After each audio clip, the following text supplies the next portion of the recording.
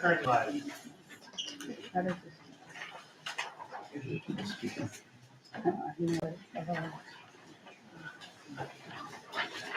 Which is the page, is it? Which one's the first one? This one, okay.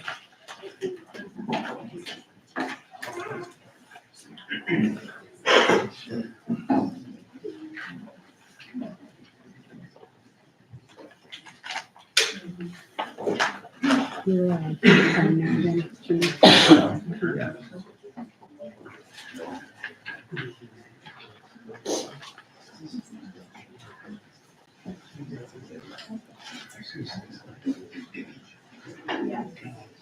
Well, we have 6 o'clock. Okay.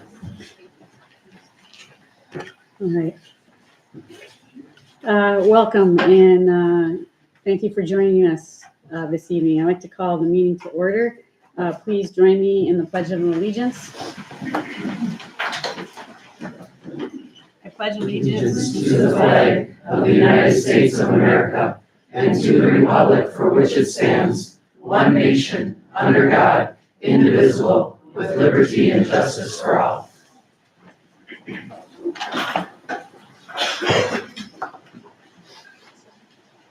Okay, I'll do roll call next. When I state your name, please state here. Tony? Here. Angela here. Melinda? Here. Mike? Here. Jeff? Here. Tiffany? Here. And Rain. Here. Okay, first thing on our agenda is student achievement for the 24-25 student art exhibit sponsored by Wcsd. We're here to recognize the high school art student for their first place artwork submitted to the student work exhibit at the state convention. Yeah, so we have our art teacher, Mrs. Jill Bailey here. And is Jules here? I see Jules. Jules Martinez is.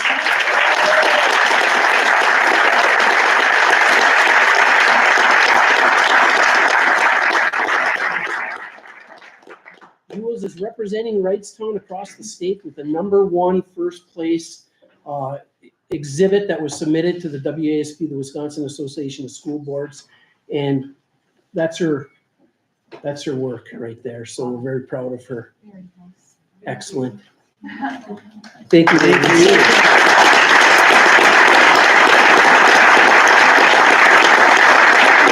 I just wanted to add that the business sponsor, Performance Services, who sponsored the award, had this copy in print made, including framed with the plaque on it, as a gift to the community school district.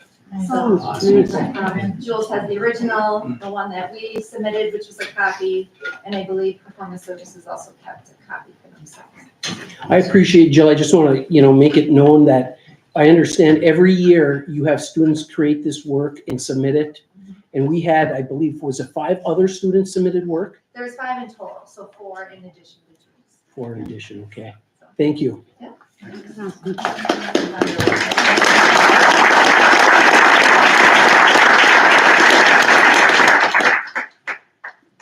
Next thing on the agenda is the open forum for public comment.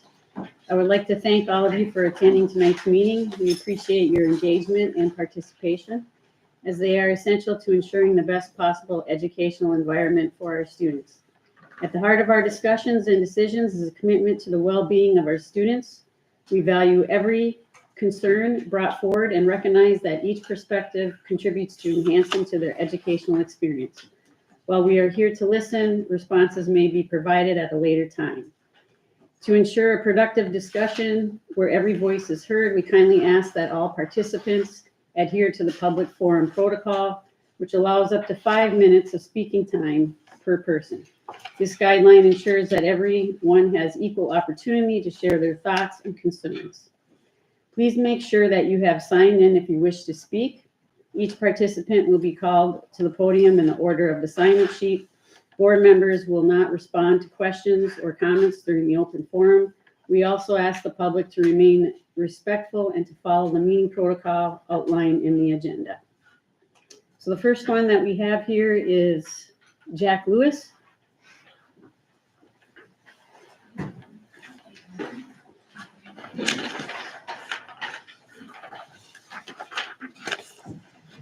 I'll get there. The golden years on the screen and take that. As it was introduced, I'm Jack Lewis. For those of you who don't know me, I was a former high school principal here, so 1990, and then I went to Brilliant as superintendent of schools for 15 years and served Menominee South, Kiel, and Worcester for their interims. I was also president of the Association of Wisconsin School Administrators, and I'm not here to brag, I just want you to understand my credential. Okay, Judy and I have been almost a lifelong resident here. Judy more than me, she taught here for 30 years as well. But what's been going on here just disturbs us to no end. And it can't be good for the teaching staff, can't be good for the administrators, and it can't be good for the community to see us struggling like this. This is the second time we've had a superintendent leave and we've had to pay for it to go. That's just wrong. And I offer myself, my services to the board and to Ron. When you're starting to look, I'd be more than happy to help. I think my credentials speak for itself. I mean, I get there very fast, but I'm looking down. So thank you for your time. Thank you.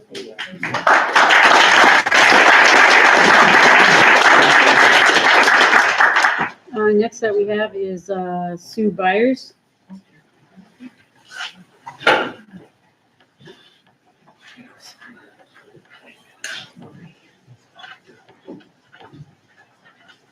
Sue Byers, resident village of Wrightstown. Last April, we elected 2 new school board members. They ran a remarkable campaign, flipped the majority, and brought us a new board president. Many of us were thrilled with the change in leadership. We truly believe, given the vote totals, all board members would understand that residents had spoken and would work together for the benefit of the students and the community. 3 months later, the wheels were coming off the bus. Investigations were being conducted into various allegations of mismanagement and illegal activity, as well as volatile abusive behavior directed at the new president, as witnessed at board meetings last year. So how did Melinda, Tiffany, and Rain react to issues I am certain existed before the last election? They were part of a private Facebook page you could only access with an invitation. They were soliciting comments from a select group to develop reasons to recall the president.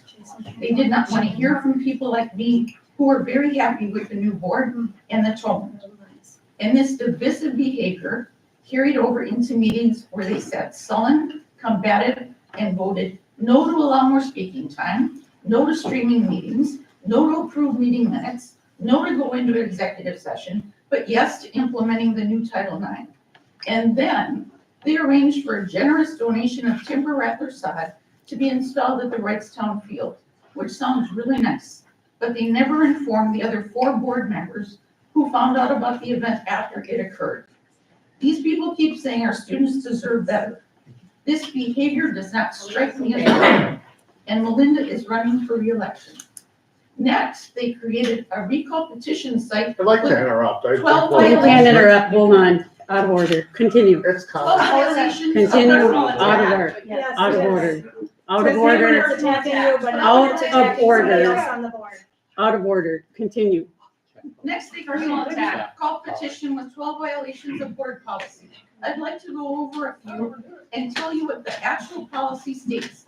Policy 143.2, board member information request, states the president took a picture of a sign in for a meeting, which is a violation of policy, and board member and employee names need to be redacted.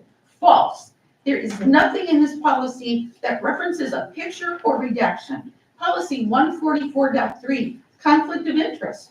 They allege the president spoke at a political group at the Brown County Fair on behalf of the board and should have informed them. False. There is no requirement that she inform the board. She attended an event open to all board members to meet with community members to hear their concerns on issues. She was not paid. She did not give a speech. Policy 144.5, incorrectly referred to as general expectations of all board members, but is actually board member behavior, communication, and code of conduct, by the way, states the president missed the May 15th board meeting last year. True. This was a known absence as she is an instructor at NWTC. Her class was graduating. The entire board and district administrator were aware she would be attending the ceremony, and if her keeping score, according to board meeting minutes, Melinda missed 5 meetings while Tiffany missed 2. Another charge states communications both in person and via email should have an average response time of 24 to 48 hours. False. The policy has no required time frame for response, period. And it is laughable. As a community member waited for months for a reply to hear a question about human growth and development. When taxpayers wanted to get answers to the extra debt payments, the board stopped responding to us. You had to attend a private meeting to discuss the issue, which avoids the paper trail, by the way, and then you were told not to share your comments with others. When the recall page published these violations of policy, community members got to work and compared the charge to the actual policy. Then they pushed back on the false and inaccurate statements and demanded corrections. Now the stated reason is excessive money spent on. One more minute. Now the stated reason is excessive money spent on legal fees. The local paper, when reporting on the retirement of the former board or district administrator, noted, quote, "In a commitment to full transparency, this decision comes amid allegations concerning superintendent contractual matters, school purchases, open meetings law issues, legal counsel issues, board staff relations, and insubordination," end of quote. These are serious matters that should demand the entire board's determination to get to the truth. Instead, 3 of you are trying to dirty up a president in order to create a distraction, but we see you. In conclusion, I believe the president is more than qualified. I will call time and I will hold order. Please keep your comments. Okay, thank you very much. Thank you. All right, the next one that I have is Penny Barta. Are we able to see the time so that the speaker knows how much they have left? We're timing it up here. And we'll give Can they see it? 1 minute warning. We'll give a 1 minute warning. Okay. Okay, Penny?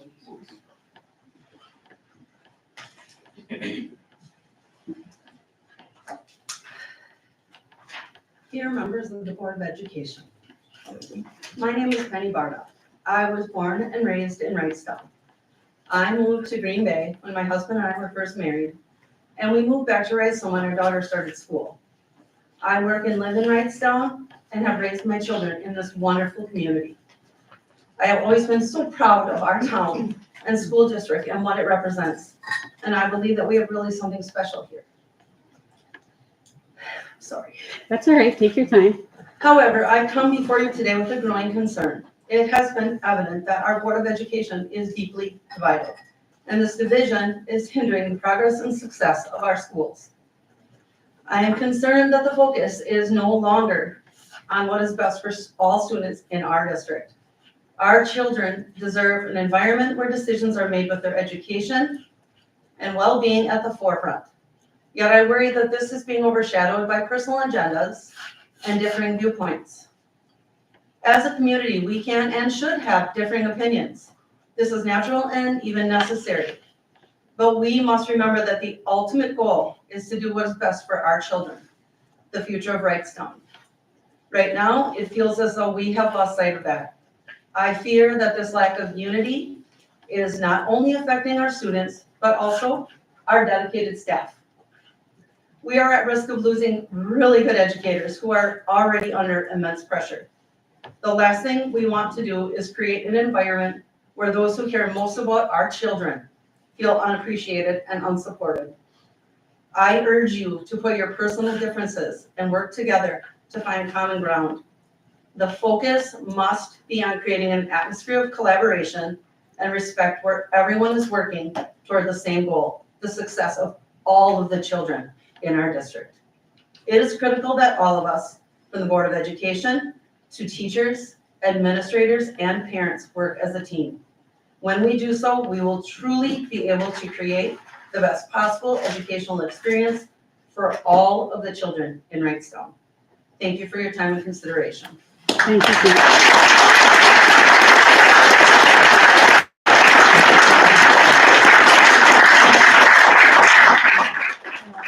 Renee Vandenberg.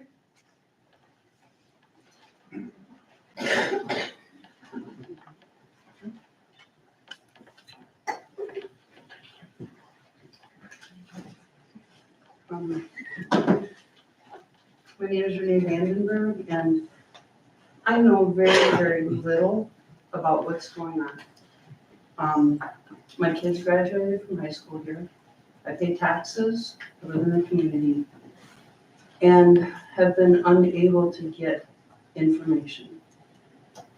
I understand this from something that happened to me a long time ago. I was the treasurer for the Brown County 4-H Leaders Association. I found embezzlement for like $13,000, brought it to the attention of the people that needed to know, and then got put under an order that I wasn't allowed to talk about. Everybody thought I stole money for a long time, until I could come out and say what I had to say. I'm just a citizen that lives here. I don't have information because it is one side against the other. One side is talking, one side can't talk. It's difficult when you can't say what's on your mind. I would just hope that people would reserve judgment a little bit more on everything that's going on until we can really hear the whole story. And that's what I would ask as a citizen and member of the Wrightstown community. Thank you. Thank you, Renee.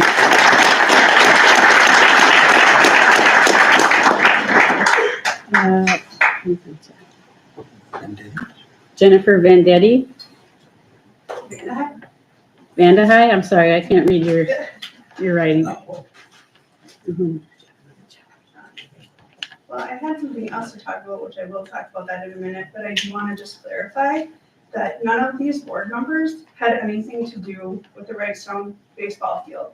That was Mike Schumwalter, who did all of that. He got it going, and us parents helped do that. So that has nothing to do with any of these board members. And I would like to let everybody know how, even though they were being attacked, they sat and took it. They did not try to shut them down or anything. I totally respect that, and that's what it should be. What I wanted to talk about was transparency in the community.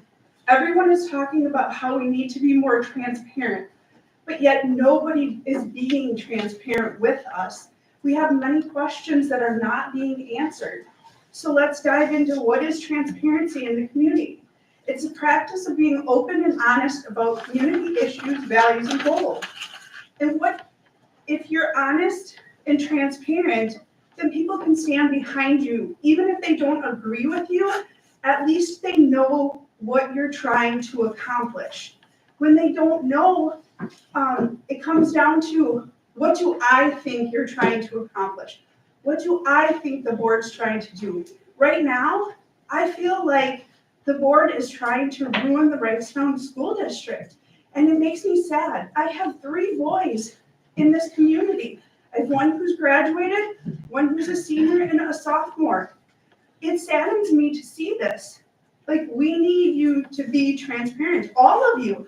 Like, I would love to get an email saying, this is what we want to do in the next 6 months. We've got the anti-space thing out of the way. Tell me what you're gonna do. What are we gonna do from here on out? What about these kids?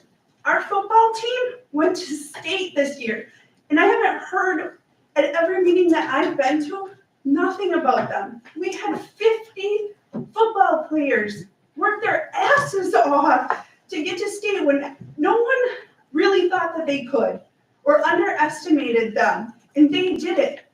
You should have been there. You should have seen the community that was there for them. It was amazing. And I got to sit there and watch my son play the last football game he will ever play on Camp Randall. And now, within 6 weeks, we've torn this community apart. We've divided it. That's not what this is about. We want people that want to come to Wrightstown right now. Who wants to come here? They see all of this turmoil. They see all of it, and they're like, I don't want to go there. We were sought after. For the longest time, people wanted to come here, and now they're just like, meh, what's going on over there? They're just trying to get rid of people and stuff like that. So now I want to talk about the kids. We had 5 kids that were all conference unanimous, and that was Aiden Humphrey, Daniel Button, Riley Feldkamp, Brandon Nowitzki, Trevor Vandehei. We had Matt Hintz, who was the NEC Assistant Coach of the Year. We had Aiden Humphrey, who was Defensive Player of the Year and Offensive Back of the Year. Co-Defensive Lineman of the Year was Brandon Nowitzki. Nobody has said these kids' names. Like, why? Where is the letters that we normally get for these all-conference kids saying, you guys did a great job, we're so proud of you? Where's the letter for them going to state saying, great job, guys? Like, kids, you think that those things don't mean something to them? They really do. They see it. They see you recognizing them. And I want you guys to start doing that again. My son, Trevor, was in a Mr. Right competition. We went to Mishicot the other day to give them a check for $2,415 for his friend's charity who committed suicide in 2022. Like, that's what it's about. It's about helping others and stuff like that. So we need to work together. And I don't know how to get you guys to understand that. You sometimes need to put your differences aside and look at the kids. We are shaping them. And what are we showing them right now? This right here is showing them. If we unite, we can accomplish anything. Thank you, Jennifer.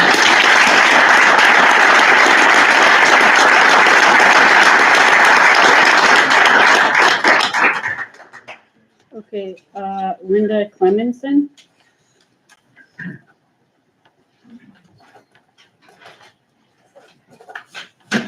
New Patriots, also known as Northeast Wisconsin Patriots, has been around since 2008, founded by Dick Colt in Greenleaf.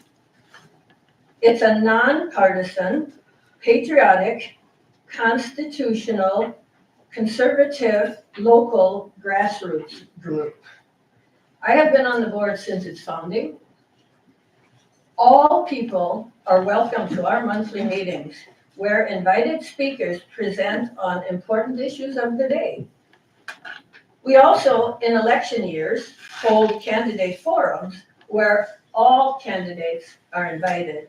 So in partisan elections, we invite the Republicans and the Democrats, and both have come. There is complete transparency in our group. It came to my knowledge that unfounded accusations have been flung at Angela Winker-Hansen involving New Patriots. New Patriots does since many years operate a booth at the Brown County Fair where we share literature and engage with fairgoers. It's a great public outreach. A few years ago, we started what we call chats with local officials. We invite every school board member in Brown County individually, and we invite every Brown County supervisor individually to come to our booth for an hour of their choice to engage with fairgoers. You all were invited and would have been very welcome to come. We are very excited about this opportunity to give local residents a chance to meet with elected officials. And it is also a chance for the elected officials to answer questions and hear concerns and comments from the public. There are no speeches, certainly no payments, no official representation of any board by any official. Not all that many elected officials come. They can't or will not take advantage of this opportunity for outreach, but every year a few do. Angela Winker-Hansen has come once, a few years ago. And in 2024, she wanted to come but was not able to come. And to my knowledge, that is the only times she has been in contact with us at New Patriots. I do wish that all local officials would come every year to our booth to meet with people, the public. With this, to say that Angela Winker-Hansen is involved in a political group, that she has used her position on the school board advertising for a speech, I'm not even sure what that means, that she has spoken at the fair on behalf of the school board. All of that has no basis in fact and is utter nonsense. To say that she's promoting her personal agenda and using the board president position for personal gain through New Patriots is at best misleading. Who is being truthful and transparent? With the current school board succeeding in stopping Title IX, which would have allowed in Wrightstown schools boys to be allowed into girls' locker rooms and also in girls' competitions, and with the board stopping what they call double taxation, I cannot help but think and ask, who is now pursuing actions that could easily appear to have political objectives? Thank you. Thank you.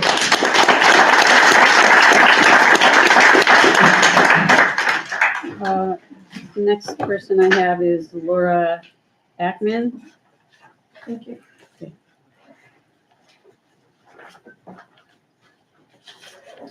Good evening, my name is Laura Ackman and I'm with Moms for Liberty. I have two items that I'd like to address with the board.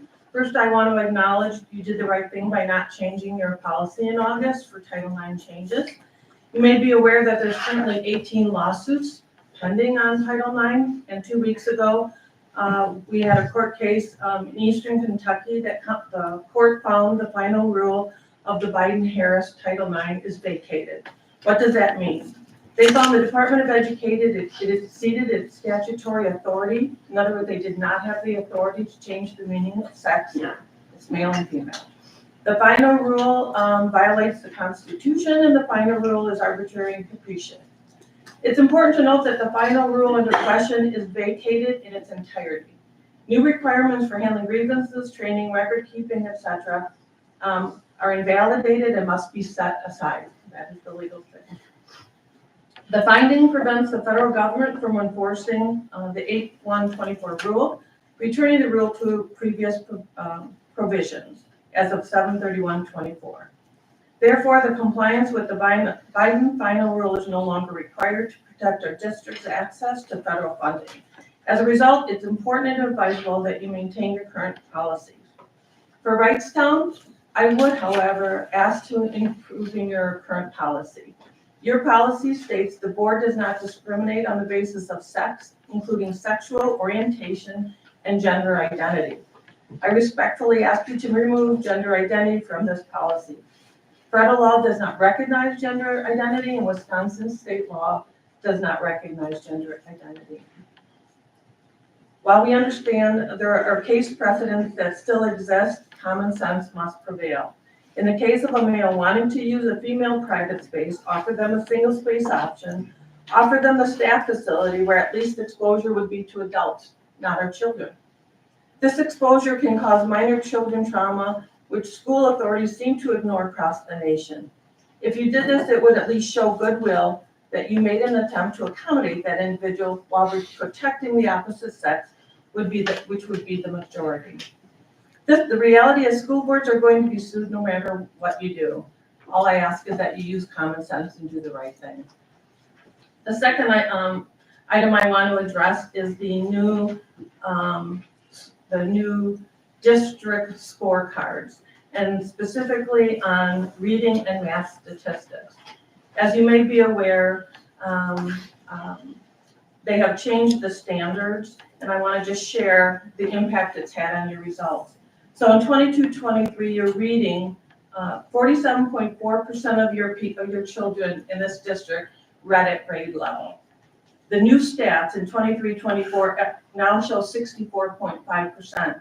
That's a 17% increase, even though the tests didn't change and the children's, the learning environment, the curriculum did not change. In 2022-23 for math, 63.8% operated at grade level. Now in math in 23-24, they scored at 74.5. In other words, ELA went up 17%, math went up 10.7%. And yet, my understanding is that the test and curriculum are the same or similar and do not correlate to that kind of an increase. And this is across the board in Wisconsin. I realize that DPI changed the cut scores. That lowers expectation, which drives the outcomes higher. So while it is not the school board, it's not at the school board's discretion, it is in your purview to educate parents that these numbers are inflated and that there is not an increase in their child's ability. That's very misleading. The constant change in scorecard information on our grading system makes it very difficult for parents to truly understand how their kids are performing. Giving them a false sense of improvement is wrong on so many fronts. I don't know what other districts are doing to communicate these changes to their parents, but I hope that the board, administrators, and teachers have a plan on how to be transparent with the plan on how to educate parents so they truly understand the impact to their children. Thank you. Thank you.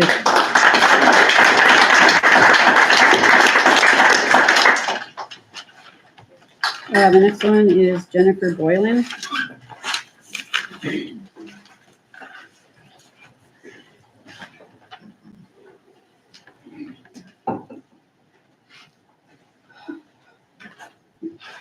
Good evening, members of the board and those joining us today. My name is Jenny Boylan. I grew up in Wrightstown. I moved to Minnesota for college. I started my family in Appleton, but now I've returned to raise my 3 girls in the district.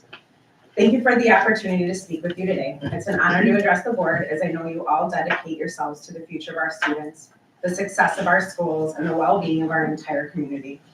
However, I would like to address an issue that has been growing within our district, one that weighs heavily on the hearts of many, the erosion of trust. Not only between members of this board, but also between the board and the community you serve. Trust is the foundation upon which effective decision-making is built. It allows us to work collaboratively, to share ideas openly, and to move forward together for the benefit of all. But recently, we've seen a shift, one that's not just internal, but also external. There are concerns that decisions are being made behind closed doors, that there is a lack of transparency, and that voices, both from within the board and from the community, are not being heard or respected. This gap in trust is not just an inconvenience, it's an obstacle to achieving the shared goals we all care deeply about. Distrust begets more distrust, and the cycle becomes harder to break. Now, I want to take a moment to acknowledge the work that has been done by this board. Despite the current challenges, there have been many accomplishments that you can be proud of. You've approved 4 full days of 4K, a new civics course at the high school, and international trips to foster appreciation of different cultures. Thank you to those of you who vote for policies that don't align with your personal beliefs, but are willing to do what is best for all students. These efforts have made a positive impact on our district, and they deserve recognition. But here's the truth. As much as these accomplishments matter, the effectiveness of your work is diminished when trust is compromised. The community needs to know that you are working in their best interests, that decisions are made transparently, and that every voice, whether from a board member or a concerned parent, is considered. Rebuilding trust won't happen overnight, but it is essential that you start. Here are a few key ways I believe you can begin that process. Open and honest communication. You must foster an environment where open dialogue is the norm, not just in public meetings, but in your internal discussions as well. It's critical that you move away from silos and start engaging more actively with each other, with the community, and with the students and families who depend on you. Transparency in decision-making. Your decisions affect over 1,000 students and their families. When those decisions are made without full transparency, it breeds suspicion and cynicism. You must commit to providing clear explanations for the choices you make and ensure that everyone involved has access to the same information.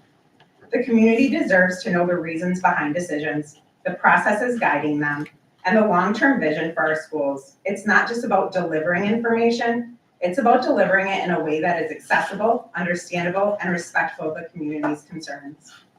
Accountability. You must hold yourselves accountable, not just to your colleagues, but to the students and community you serve. Trust will not be rebuilt if you shy away from difficult conversations or avoid taking responsibility for past mistakes. If mistakes are made, acknowledge them, be open to feedback, work together to find solutions, and commit to doing better moving forward. Accountability builds credibility, and credibility builds trust. Fostering collaboration, not division. You need to remind yourselves that you all share the same goal. the success and well-being of our students. Teachers, administrators, parents, and board members are all on the same team. We cannot afford to let differences drive wedges between us. Let's create spaces where we can come together, not just as individuals, but as partners working towards a common cause. Rebuilding trust means putting aside egos and focusing on what truly matters, our students. In conclusion, I know that the work ahead won't be easy and it won't be quick. Success won't be defined by one meeting or one decision, but by sustained, meaningful change over time. The strength of this board lies in its ability to come together, to learn from your mistakes, and to put the best interests of our students first. Trust is something that can't be demanded. It has to be earned. And it takes time. Together, we can move from division to unity, from distrust to collaboration, and ultimately to a brighter future for every student in our community. Thank you. Thank you.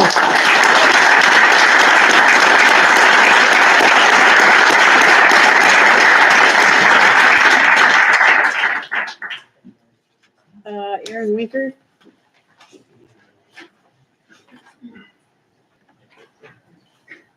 Good evening. My name is Aaron Winker. I am the husband of School Board President Angela Winker. I am here tonight to give a different perspective on who Angela is and some insight on what it's like to see your wife being attacked for doing what is right.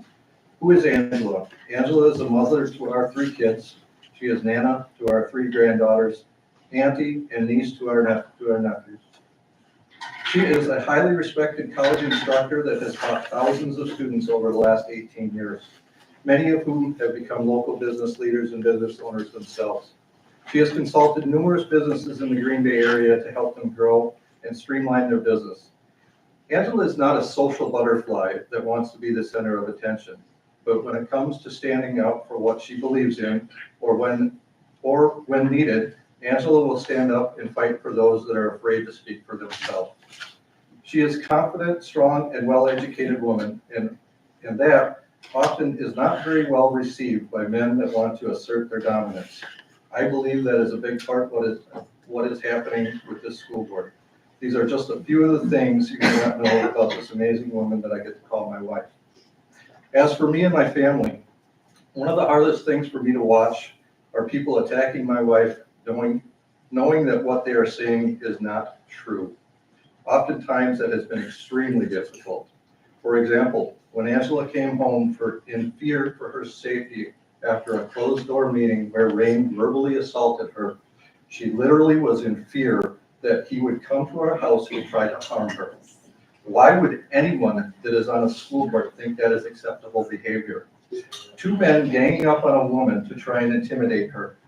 So what did Angela do? Yes, she filed a police report to protect herself in the event that anything did happen. But then, rather than making a public scene, she sought advice on how she could counsel Rain and the board and try to bring them back together.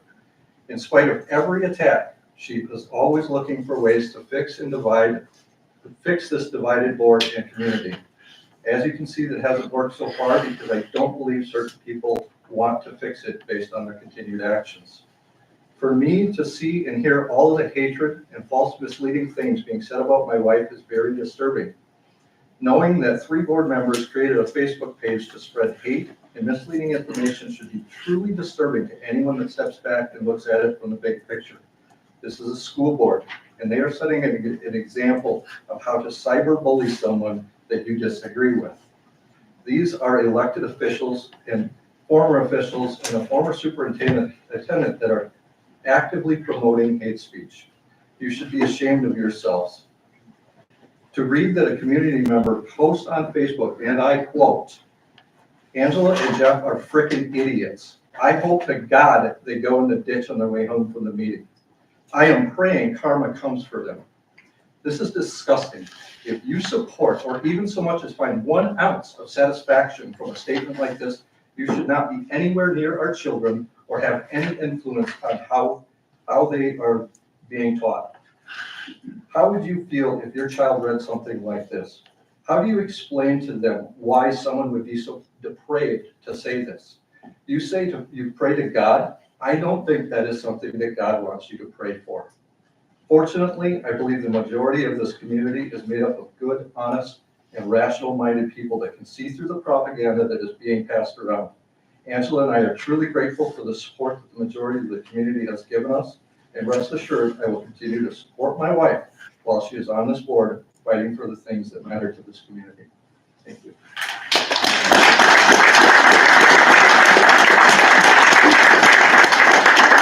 The next person I have is Ron Vaughn.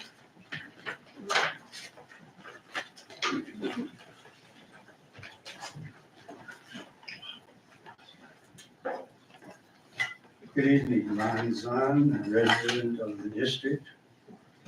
And first of all, welcome to a good name, Ron, sorry. And I know that your tenure here, though scheduled to be brief, will be a joy for you and a benefit to the district.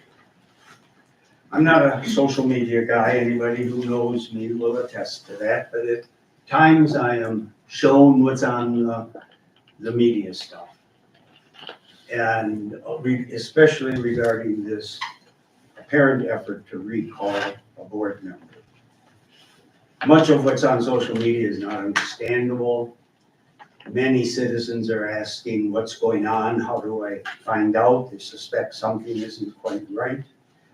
So I thought I'd best go to the website that, and correct me if I'm wrong, but I assume set up by those who are sponsoring the recall. Wcsd.com or whatever it is.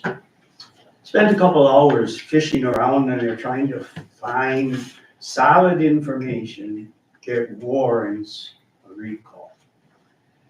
I found a lot of projection, things that the current board, and when I say current board, I'm referring especially to those recently elected.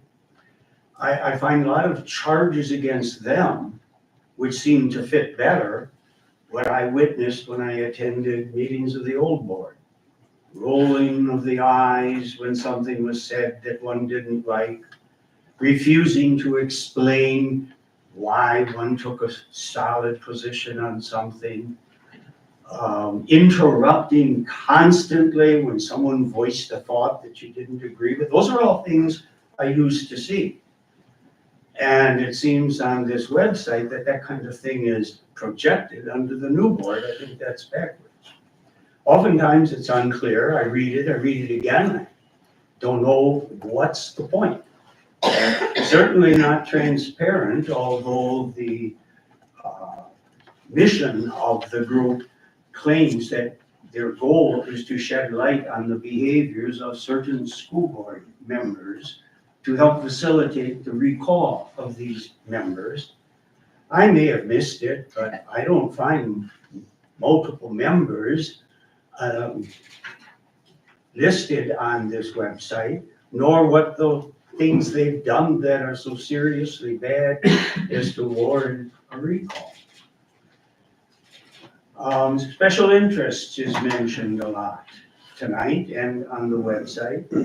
I still haven't been able to identify a single special interest that someone is self-serving in favor of. So, in and also some things are just petty, little things that goodness, if they happen, talk in a brotherly, sisterly fashion with the person who did them and discuss it and see where things should go going forward, rather than launch a recall. So, a couple specifics as to why I say it's projection, it's unclear, it's not transparent, it's petty. Someone has well covered what happened at the fair. I'm on the board of the group that sponsored that public information sharing event.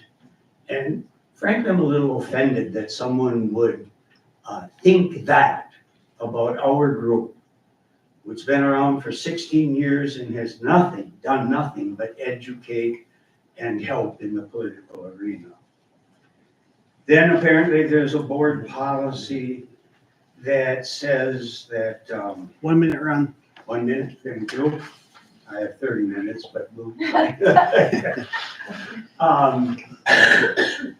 that attend all scheduled board meetings insofar as possible and become informed concerning the issues and so on, policy 10144.5. And the horrible accusation against the chairs that she missed a board meeting.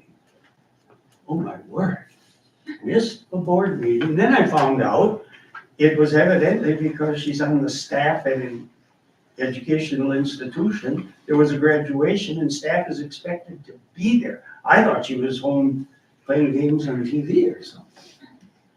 I think that's petty. Ron, it's time. Time is up? Yep. Okay. So we'll leave it at that, except that much call for unity, but unity is dangerous.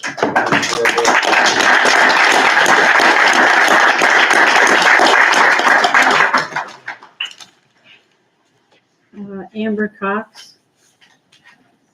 A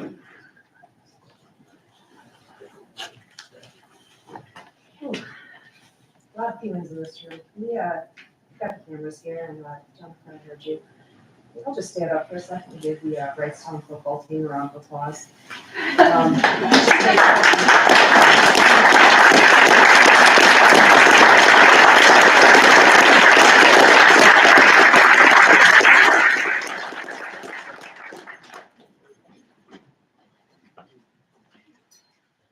right, for those that I'm not familiar with, I'm Amber Cox. I'm here tonight to thank the board.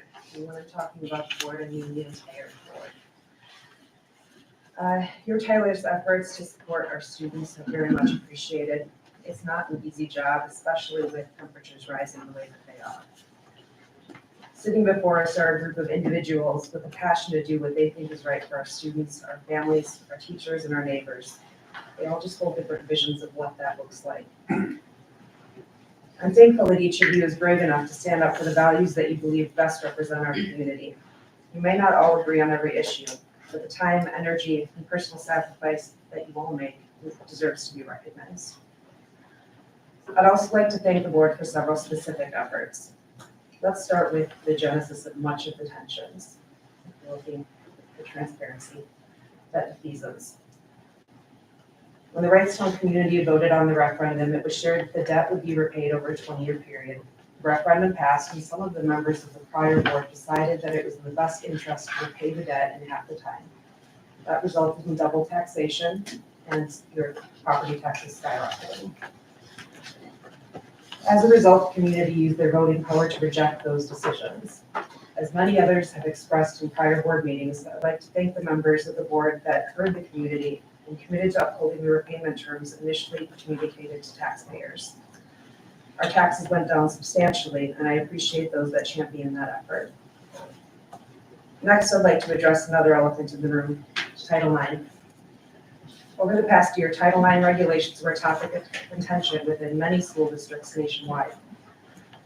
I'm incredibly grateful for the thoughtful way that our board approached the subject, for those that researched Title IX regulations and expressed their concerns from both sides.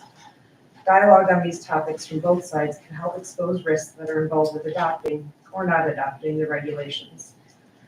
That said, I'm especially appreciative of those that challenged the hasty adoption of the regulations.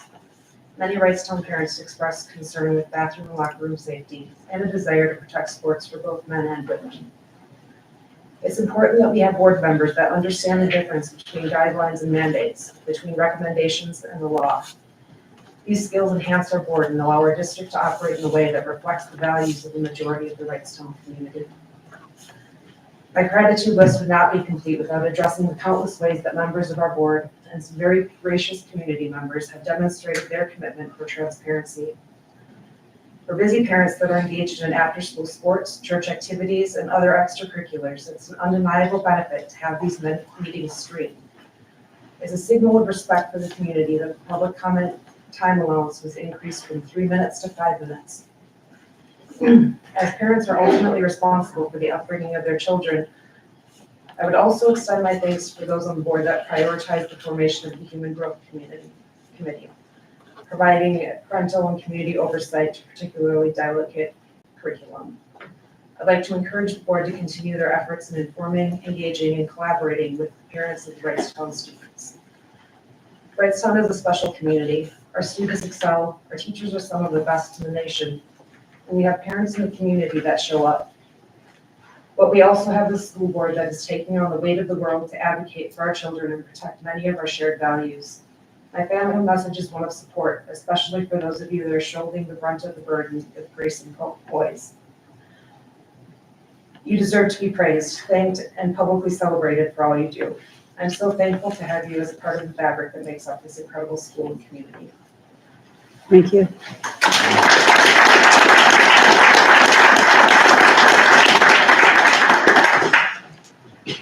The next one is Jason Guerin. Good evening, board. Back when Andy was hired a year and a half ago, prior to that, they opened up the applications and posted for a new administrator in February. Is that in the process right now? Are we looking for our new superintendent? I can't answer any questions right now. We'll respond But later. you can email. Yes. And then looking through the invoices also that you're gonna approve here tonight, the December invoices for the attorney fees totaling $21,000, $663. That's all I have. Thank you.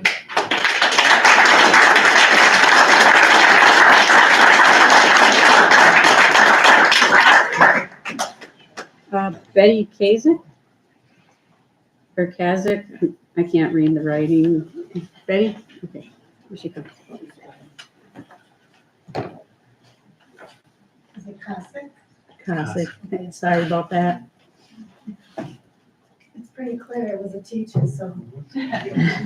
Hello, my name is Betty Cossack, and I heard a lot of good things here tonight. And I agree that you should be celebrated, and I really like the football lady. But I'm here to deliver just a word of advice to the community of Wrightstown. I was a teacher for 27 years, and I retired after Act 10. And for the last 12 years, I've been studying the good, the bad, and the ugly threats to public education, working as an advocate for public education. I'm a member of Green Bay Advocates for Public Education, which has been around since 2015. Our mission is to support teachers, students, parents, and districts. We monitor education news in Brown County, Wisconsin, and across the country and inform the public. The threats to public education have been going on for decades right under our noses. Ever since I came back to northeastern Wisconsin to teach in 1999, I have only ever heard good things about Wrightstown schools. I have friends, teachers, and parents in this district. It isn't often that you only hear good things are going on in the district. That's very rare. But it is a truism. Now you're in a whole different situation. You have a problem. Unfortunately, you aren't the only one. There have been scandals of school board overreach in Raymond, Wisconsin, turmoil in Manitowoc, and distrust and divide in De Pere. And those are just a few that are going on this year. People who go to extremes are throwing a wrench into the systems that we are accustomed to just running on their own. Unfortunately, that isn't good enough anymore. Voucher money is being siphoned off public schools across the country, in the United States, to the tune of billions of dollars. Just this morning, the president ordered school choice monies to be prioritized over public education money. Wisconsin voucher money is due to explode next year. Extremist flamethrowers are costing districts in other ways too. It costs money and time to investigate, obtain legal counsel, and defend against all those flamethrowers. What is the end goal of these extremists? Just shutting down public education altogether. That is the goal. All the money that it costs to fund public education is looked upon greedily by the privateers that have been around for decades and are getting closer and closer to their goal of putting all that money into private hands, not responsible to the public in any way. They are in effect trying to shut down public education completely. I urge all of you, parents, teachers, and students alike, to get organized, talk to each other. It sounds like you're already doing that. Form plans. Decide what you want to achieve, even if it's just one small thing. Teachers, have you joined your union, Region 3, and taken on an active role? Parents, have you gathered together and asked each other, what can we do together? Students, have you talked to your school board members about what you would like to see happen in your district? I urge you all to utilize the vast resources offered by the Wisconsin Public Education Network. Our advocacy group in Green Bay is a partner with them. So is Fox Cities Advocates for Public Education Network in Outagamie County. You could form your own advocacy group here in Wrightstown, and you could be a partner too. Is your district a member of the Wisconsin Alliance for Excellent Schools? If not, I would encourage the district administration and the school board to join them. Thank you for your attention.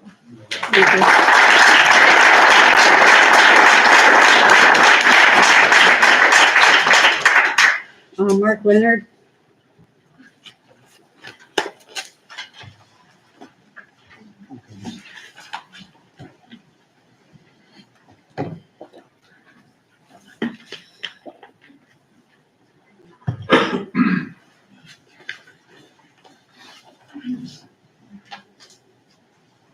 This is as much fun as I dreamed it would be.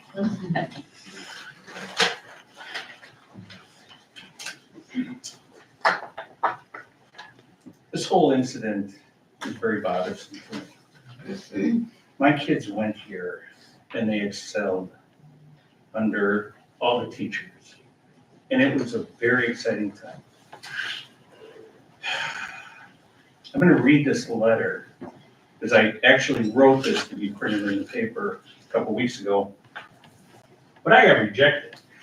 So I'm going to read this and then I'm going to expound on it. You're wondering why this whole thing started. And it started because board member conduct. On July 17, 2024, at a public school board workshop, board member Lorraine Warner stood up and openly yelled and accused and pointed at fellow board members, most aggressively targeting school board president Angela Hanson-Winkler. These aggressive actions are in direct violation of school board code of conduct. It was noted that Andy Space, the board superintendent, did nothing to intervene in this verbal attack, despite the fact that the primary role of the superintendent is to bring the board together and ensure a smooth working environment in order to accomplish the business of making our schools better for our children and students. Mrs. Hanson-Winkler subsequently requested a face-to-face meeting with Mr. Warner and Andy Space, the school board superintendent, to address the situation and create a more collegiate working relationship for the future. At that meeting, which was called in the name of reconciliation, Mr. Warner picked up where he left off, joined by Mr. Space. Now together continued the unnecessary cursing and verbal assaults on Mrs. Hanson-Winkler. Mr. Warner's meeting recollection, which he shared publicly, is that Mrs. Hanson-Winkler walked out during a one-on-one meeting and did not like what was being said, or the meeting was not going how she wanted it to go. Agreed. I believe this is the exact action every parent would want their child to do upon coming into such activity. Angela then justifiably and wisely contacted the district school attorney to report the incident. After her contact with the attorneys was made, this long-standing appointed law firm that 3 of the board members wanted to keep ceremoniously recommended opening the investigation. At that moment, everything went silent. At that moment, it became very apparent to me that what we're witnessing is a shadow government. The reason why everything got heated was Angela refused to put on the agenda an $18 million referendum for or whatever. The conversation for the referendum started way back and was first heard, I think it was in a board meeting in March, where Nicole briefly mentioned the referendum. And that was, I know there were questions asked, there was no information given. It was, denied for years when defeasance was occurring that there was another plan. But at that moment, that was the first time that that referendum was ever spoken. 1 minute, Mark. At that moment, it was inconvenient that Nicole lost the election. But the conversations between Andy Space, Nicole, Carla, and the 3 board members about the referendum continued. You cannot have a board split working on absolutely opposing views and ideas and having the superintendent work behind the scenes to undermine the majority of the board. Given that that's the case, this is probably going to be ugly for a while because the majority of the board can't speak of anything because it probably implicates Andy. And until open records requests are complete and I get information that I asked for as of January 2nd, I have yet to get any information, which means whatever I'm requesting must be a home run. Time, Mark. Thank you.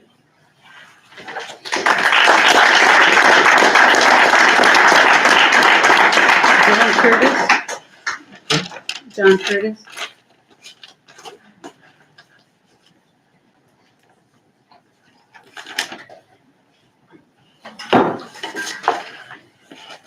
Good evening. I hope I can project well. Everyone can hear. Just a couple items I wanted to talk about tonight. One is a safety concern I kind of have. I got boys that practice over at the high school. Monday, Wednesday nights with wrestling. Sunday we got baseball clinic. The lights in the parking lot are not turning on. So I know that may not be something the school can address, but I'm just making everyone aware. It'd be nice if we had a well-lit parking lot and you can see the little, 3-foot tall kids running around. Second item I'd like to address. So a month ago in December, school board meeting, I'd asked several questions of the board. Angela eventually had responded back to me. I think there was some miscommunication or misunderstanding on the specifics I was asking. You got really hung up on me thinking I was getting details for the specific investigation of Mr. Space. What I wanted were more general questions. I highlighted that a couple times over email. Eventually you had just forwarded it on to the attorney, at which point I quit out, not interested in incurring attorney fees or communicate over email with him. So I'll restate those questions. Hope I'm gonna get a response at some point. So generically, what does it take to open an investigation? Who's the decision maker there? Who needs to be aware? When an investigation is open, is there a budget set? If not, why not? I think that's kind of important. I feel like some of the spending that we've seen has exceeded what we've done. When I also asked, we hit legal limit budgets, where's the money gonna come from? I believe that would be the general fund. And I asked, what are things we've spent out of the general fund recently? Ultimately, what are we taking money out of away from the fund investigations there? So rephrase those questions, hope I get a response back on those. And ultimately, I want to keep it quick here, wrap it up. There's no winners here, all right? We have the recall going on. We had Andy Space leave, Ron, welcome, coming kind of at a low point here. But ultimately, whether the recall is successful or not, it's not a win on either side, all right? The takeaway here is there's an issue. The board needs to work together, come together and resolve it. Some of the things I've seen online, some of the accusations on the sides, this is not a political piece. I don't know how many times I've gotten thrown, oh, it's the liberals in my face. I'm not a liberal. There's issues at play. There's transparency we want. Angela, in a press release, you had noted the voters voted. They want drastic change.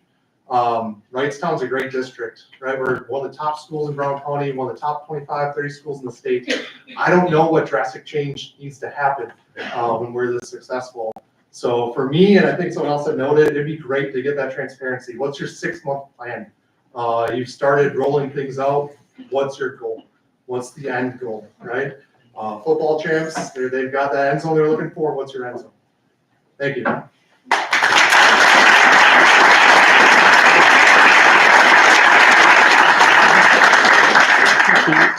Deborah Buchanan? Can't. Bauer? Deborah. Bandra? Yeah, you got it. Okay.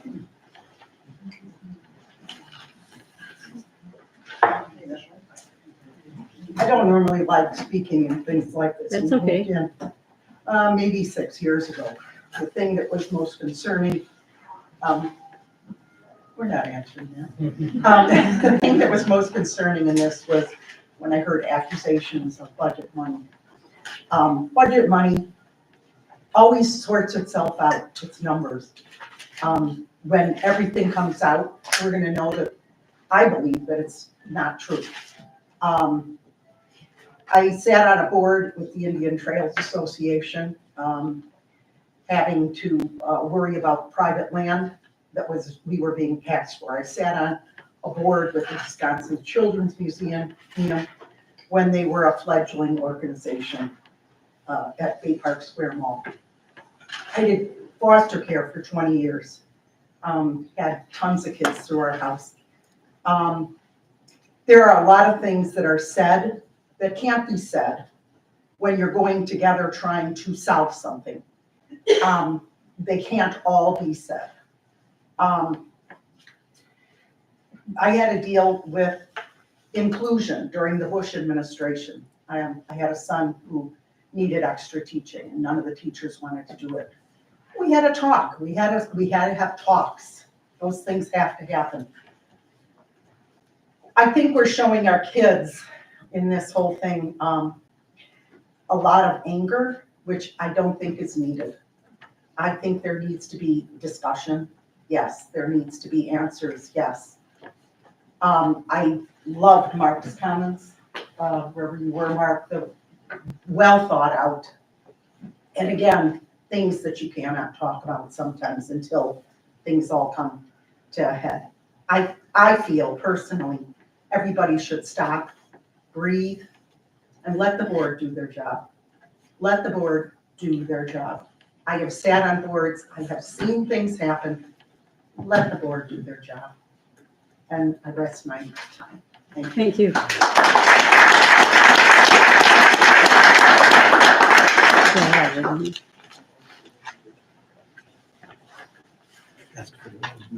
Okay, I think I got everybody, but if I missed anyone, please let me know.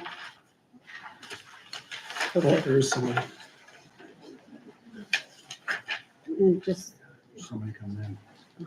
oh yeah, Andy Lunt. Andy, I apologize. Oh, no problem. I see it there. No worries. I had a presentation written, however, I think Penny Barta and I had the same speechwriter, so I'll leave it at that. You did a great job, Penny. You did all right. The theme we have heard over and over tonight is, as a board, you all have blame for causing divisiveness, and the community is overwhelmingly asking you all to work together to repair that. And if you don't, you will be held accountable in our upcoming elections. You all have full support of our engaged public who are here advocating for our kids. Remember, you were elected to provide the kids the best education we can deliver. Second, hopefully the meeting can be held in a venue more suitable for everyone. It's hard to hear standing out in the hallway, and I know for claiming to have a transparent and open board, it's very tough to do when people can't participate or listen in the meeting. And lastly, I'd like to recognize Mr. Baker for the work he's done turning around the struggling band program. There's an energy and excitement that I don't.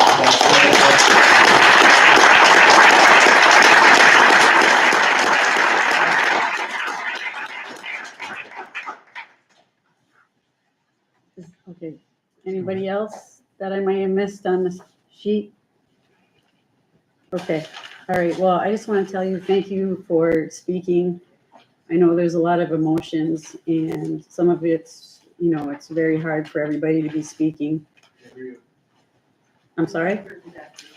They can't hear me?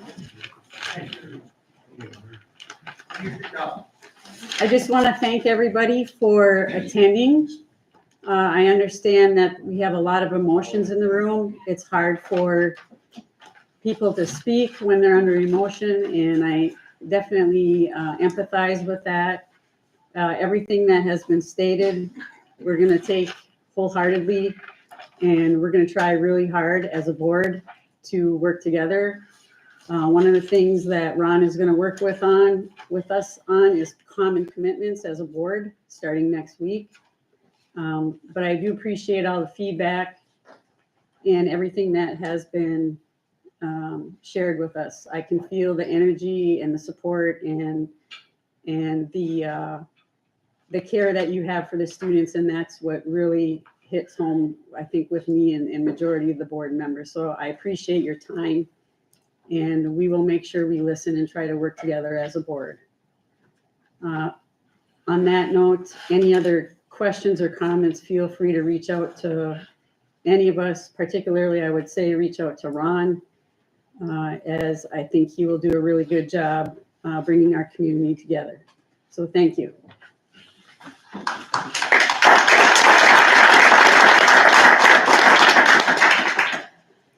So the next thing that we have on the agenda here are the board education minutes. And do I have a motion to bring to the floor the Board of Education minutes for December 18th, 2024, as well as January 7th, 2025 special meeting minutes, as well as January 15th workshop minutes? I'll make a motion to bring the meeting minutes to the floor. Do I have a second? I'll second. All those in favor? Aye. Anybody say against? All those opposed? No.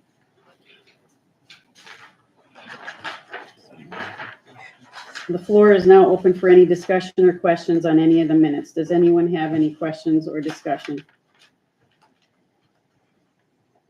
If not, do I have a motion to approve the December 18th, 2024 regular meeting minutes? Do I have a motion to approve the January 7th, 2025 special meeting minutes? And do I have a motion to approve the January 15th, 2025 workshop meeting minutes? I will make a motion to approve all three of those meeting minutes. And do I have a second? Second.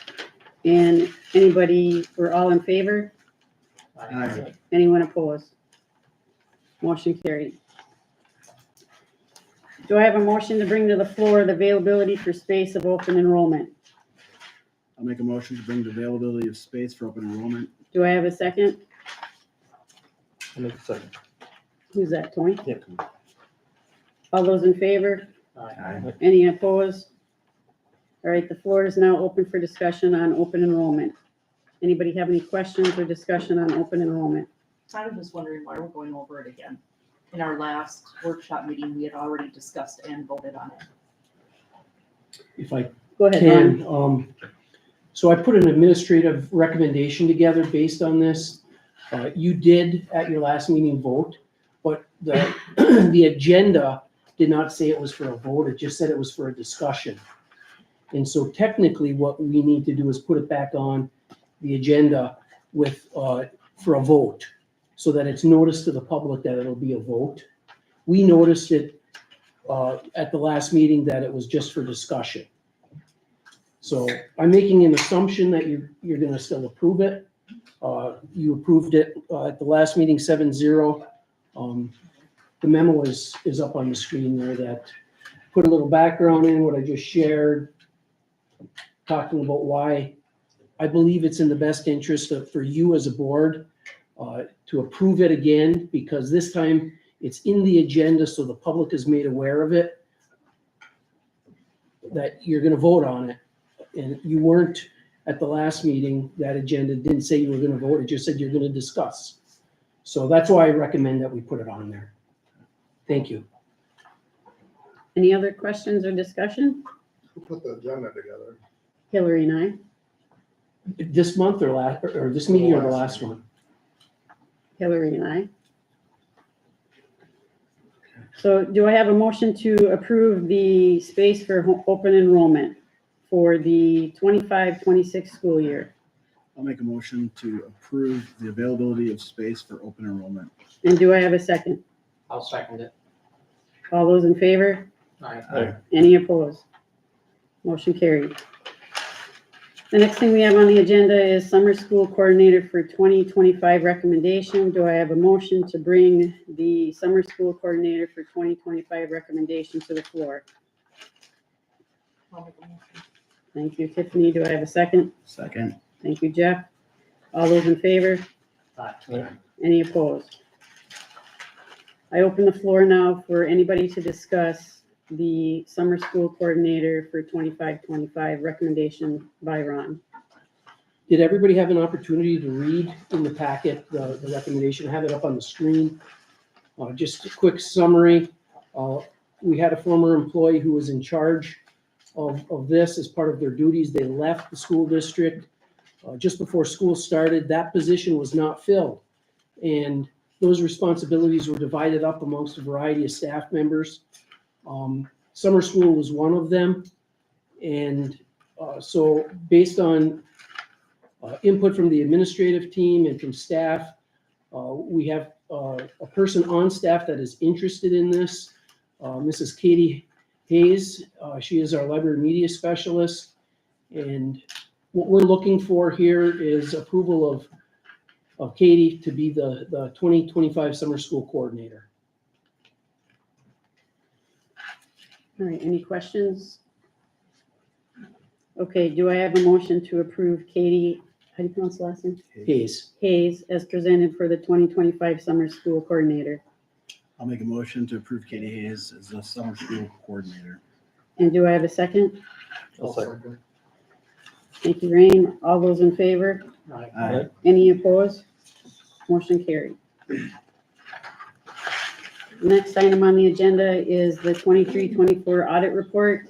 Do I have a motion to bring to the floor the 23-24 audit report? I'll make a motion. Thank you, Tony. Do I have a second? Second.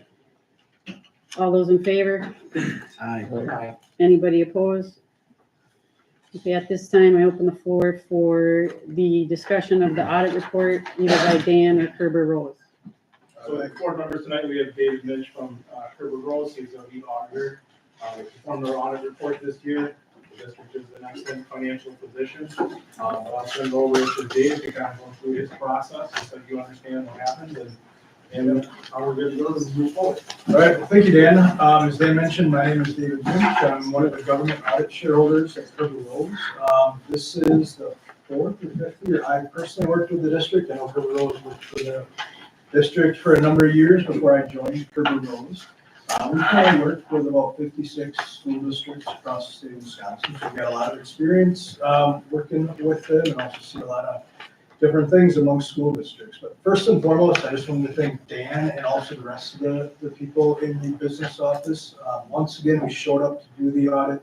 Everything was prepared, everything was reconciled. It makes for a very efficient audit process from our standpoint. So I just think Dan deserves some recognition in regards to all the hard work that him and his team do to prepare for the audit. So tonight we're going to go through at a high level, kind of the 1,000-foot view of some of the financial highlights for the year ended June 30th, 2024. We issued two documents at the conclusion of all our audits. The larger one of the two being the annual financial report.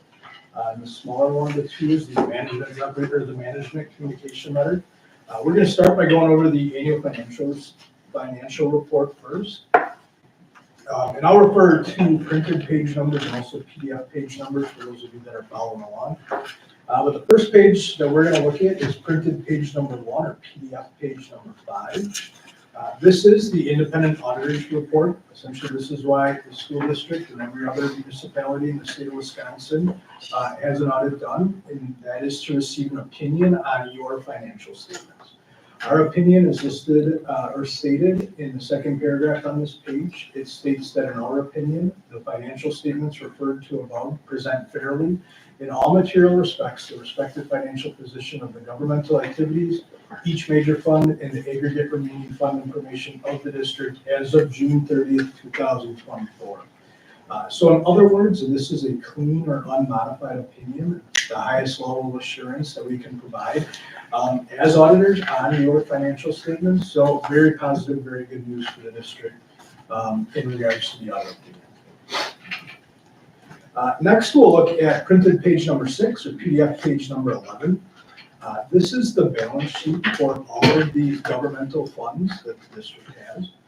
All of the major funds are presented individually on this page, and the non-major funds are presented in the aggregate. Just a couple things I wanted to point out. The total cumulative fund balance at June 30th was approximately $9.9 million. Whereas the largest component of this is the general fund, and that ended the year with an unassigned fund balance of almost $6.7 million this year. So overall, the district as a whole appears to be in very strong operating financial position, much of the same as is the general fund, which is your main operating fund of the district. Skipping down 2 pages, we'll look at printed page number 8 or PDF page number 13. This is a statement of revenues, expenses, and changes in fund balance for the governmental funds, or in other words, this is your income statement for those funds. Just a couple things I wanted to point out on this page. Overall, total fund balance did decrease for all of the funds combined, approximately $13,000. Now this is, largely a planned decrease as we spend down various resources, related to capital projects that we borrowed for in previous years. But one important highlight I just wanted to point out here is that the general fund balance did increase approximately $185,000 this year. And we'll briefly look at the budget actual for the general fund, but I think this is largely a product, of just good spending, very good budgeting on the district standpoint. So again, just another very positive aspect to the district. I'd like to jump to that budget actual page now. This is on printed page number 42 or PDF page number 48. This is the budget actual. We show the original and the final budget, and then the actual results. Overall, there's nothing on this page that I feel warrants additional discussion from my standpoint. There's various things in here that we work with Dan to make sure the district's in compliance with generally accepted accounting principles and also government accounting standards. One of those items being how we treat leases in all governmental entities right now. So you might look at that and see that there's a capital or an operating lease noted on here. This is something that we work with Dan and other districts on just to make sure we're in compliance. But overall, from a revenue and expense standpoint, when you're looking at a total budget of approximately $16 million, you're very close to actuals when you look at the budget to actuals. Does anybody have any questions on this page?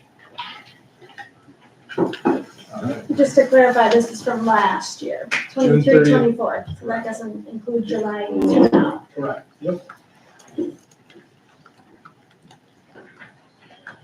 Next, we'll look at the internal control report. This is on printed page number 50 or PDF page number 58. As auditors, we're not required to audit the district's internal controls, but we're required to take them into account when we're planning and performing our audit. And with that, anytime we identify an issue or a weakness, we need to evaluate it to see if it meets the definition of a material weakness, a significant deficiency, or simply another matter. We do have one finding that we consider to be a significant deficiency, and I'll provide some context behind this. This is a recurring finding for the district, and in fact, this is a finding that every single district that we work with in the state of Wisconsin receives, and that is the financial reporting finding. Standards, government accounting standards changed about 10 years ago now, and they simply state that you as management of the school district are responsible for the preparation of the annual financial report. And if you can't do that, you've got 2 options. You can either contract with your auditor and then essentially receive this finding, or hire a third party to prepare the financial statements in its entirety to give to your auditor to audit, essentially. The later of the 2 options is never cost effective. So of all the 56 districts that we work with in the state, we assist them with the preparation of the annual financial report. So they all receive this finding. I like to treat this finding more so as a reminder to everybody in this room that even though we assist with the preparation, you're still responsible for the fair presentation. So everything that's in here is compiled based on the district's numbers. And so that's what we audit, and we assist with the calculation. So any questions on that finding? All right, the last report that we'll cover tonight, the financial report, is the independent auditor's report on compliance for each major federal and state program. And this is on printed page number 52 or PDF page number 60.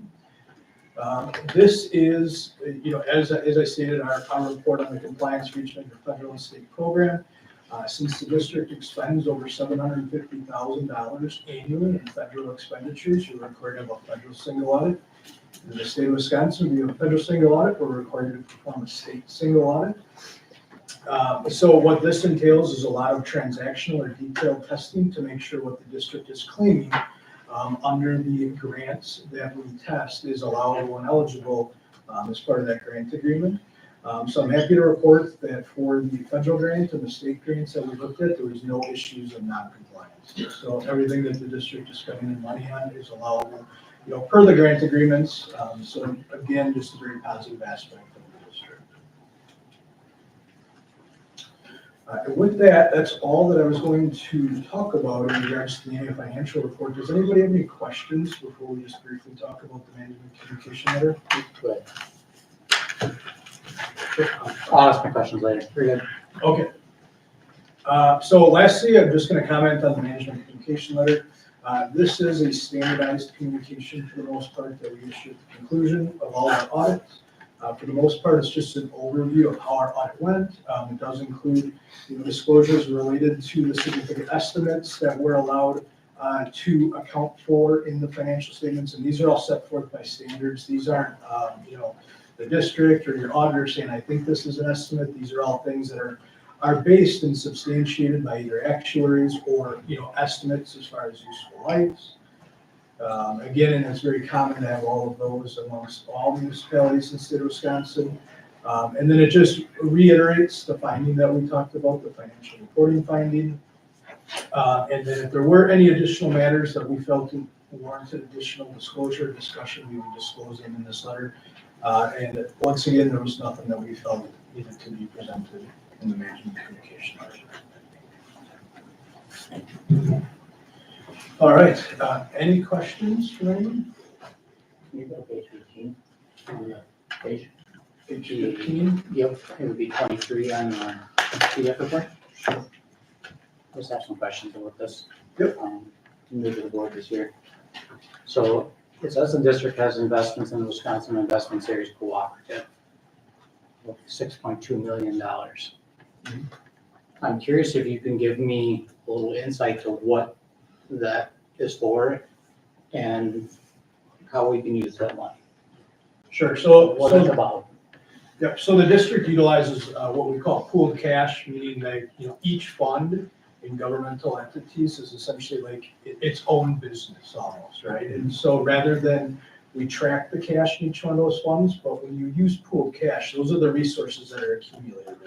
So most likely what was done is that Dan's worked with the bank and other, the investment advisors to say, this is how much cash we need in a checking account related cash flow of the district.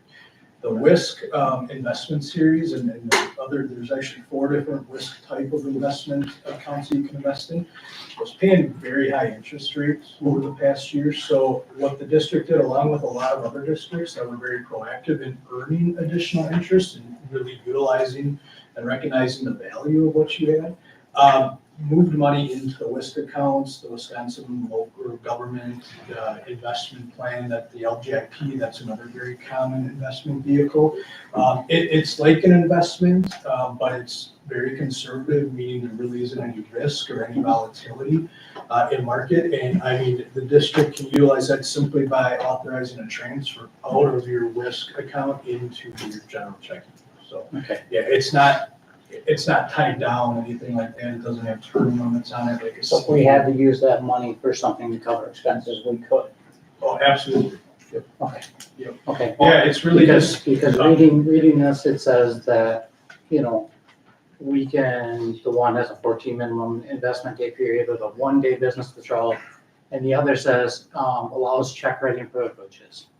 Yeah, so there's 4 types of investment vehicles within WISC. And Dan's going to know a little bit more about it than me, but yeah, it's very liquid investment. I guess the last question with that is, do we know, that fixed income series, what the fixed rate return is? And I understand from you saying it's a very good rate, and what that, maturity date is on that. Is that something we put about 3 months, 6 months, a year, or what's general on that, I guess? Sure. So we invest a series of dollars based on promotions or rates that are guaranteed by the risk individuals at risk. So we do our cash flow projection and understand if, like, it's tax season right now, so we got a flush amount of money from our municipalities. We don't need all of those dollars at this moment to operate the business. So we will invest those dollars for a period of time until we need them and then bring them back into the general fund. So there are liquid accounts there that we can move money back and forth on a day's notice that get a higher rate of interest than our local bank, at Greenleaf Bank. And there are also longer term investments that we from time to time take advantage of. A 3 month, a 6 month, usually not much longer than 6 months because I don't like to have our money tied up for longer than that unless it's a smoky deal. But our Fund 46 dollars are invested there as well. And then we had referendum dollars that were invested there as well. So taking advantage of the higher interest rates to bring more cash into the district. Now, when you say referendum dollars, Dan, how many of those referendum dollars were invested in that? Out of curiosity.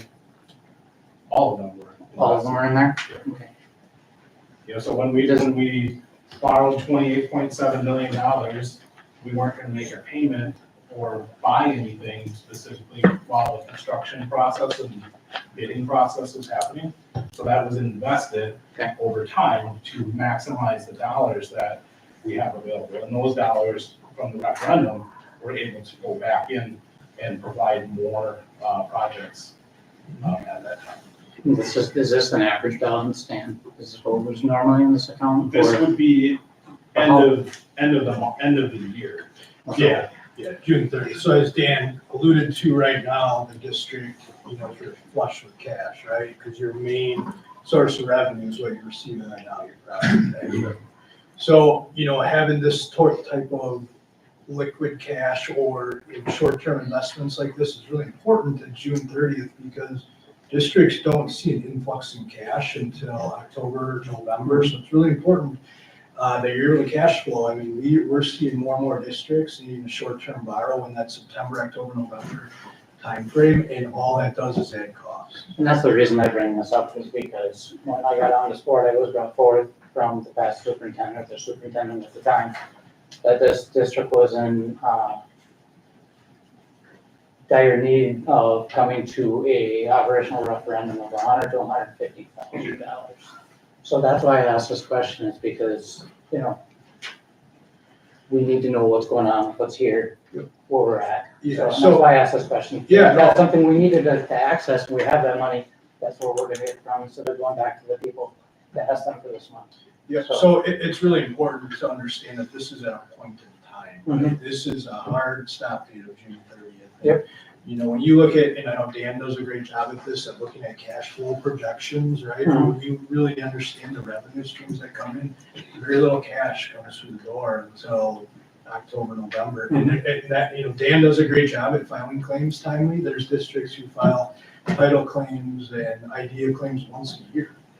So think about that, they're not getting cash in the door. So yeah, I think overall, the district's general fund balance is in a good position, right? I mean, it's a balance. You drop it down and then you have the short-term borrow. I mean, we're still in an inflationary period where I'm sure budgets are tight, right? Everything's costing more, so. Yeah, that's why I asked. So thank you for that. Appreciate it.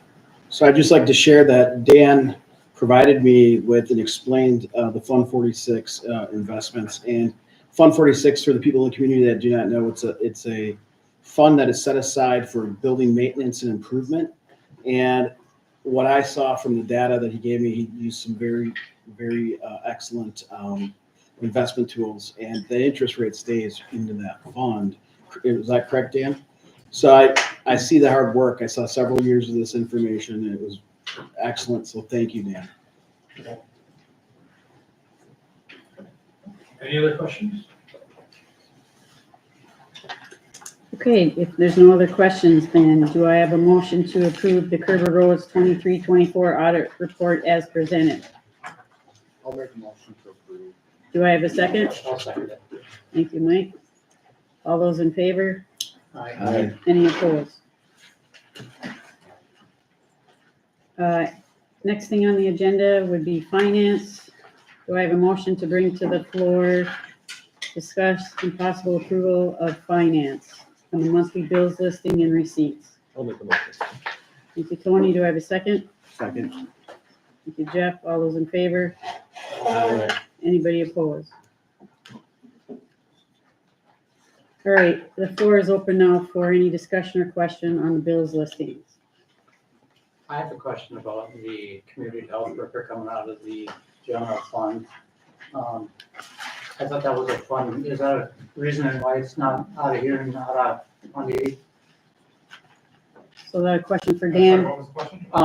The $20,000 for the community health worker? Yep. It's out of the general fund instead of Fund 80? It is out of Fund 80. Okay. All right.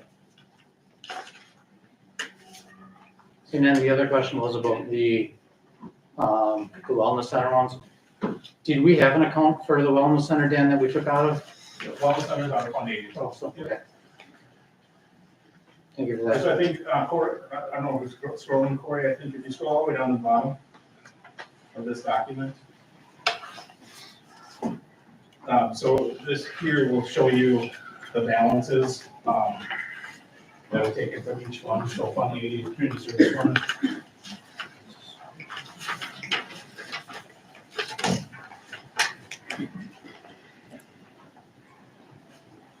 Okay, that makes sense. Okay, thanks for that clarification, Dan. I did not see that one there. Any other questions? Yeah, I still have questions. I know I sent an email, but I didn't get any response that it was received yet about looking for legal communications text that typically as a board member, we would all have. And then on the bills listing, if I totaled it, it looks like there's $32,329.54 of charges that, again, we changed a policy, the policy 6,000 for finances, that the school wouldn't charge over 50,000 without board approval, and now we're at, gosh, well over that with all of the charges with still no explanation, email, or anything written from you. Am I going to get any correspondence about this that I've asked about? Yeah, I addressed this in the last board meeting when you asked, and I will say it again.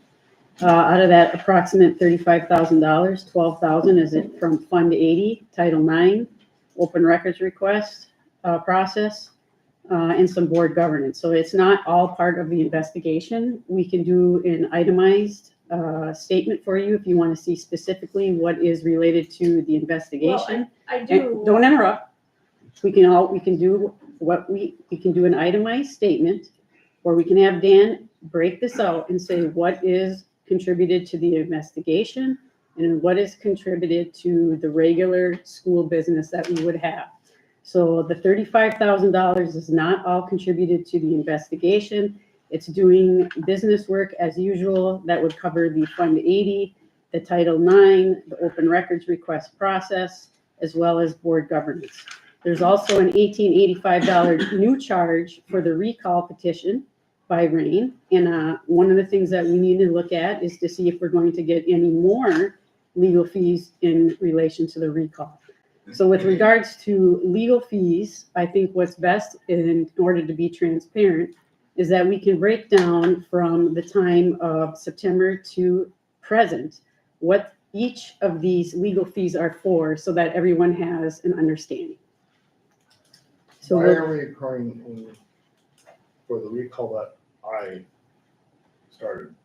Pardon me? Why are we incurring fees from the district for the recall that I started? You would have to answer that. What are we seeking legal for? You would have to answer Wisconsin that. Elections Commission that should be able to provide you the answers you need. Well, I could call Jim Macy, but then I will be accused for contacting legal. But I do have a invoice that says for the filing of the recall petition that you did is $18.85. So we can either ask clarification for legal or you can contact them. You initiated the recall. This has incurred a fee. I believe you're working with a legal representative there already, and I would ask for clarification and bring that back to the board. My questions to go back, unless you're, I guess I'm not quite following because I didn't reach out to Macy and ask for it. So But you do have another legal representative helping you with the recall petition. So my recommendation Who are would you be, talking about? my recommendation would be for you to reach out with the legal counsel that is overseeing the recall petition that is charging you for this.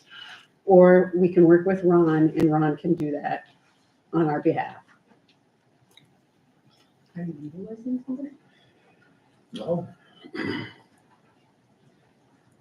So that's the communication I got. So like I said, you From could, who? I'm just trying From- to understand all this. from Ron Breezen is the statement that I received. So it's a governmental process, right? So when you submit, Governmental, not attorney. Yeah. okay, so when you put something forward, it needs to be vetted, checked, and processed, and maybe that's where some of it's coming from.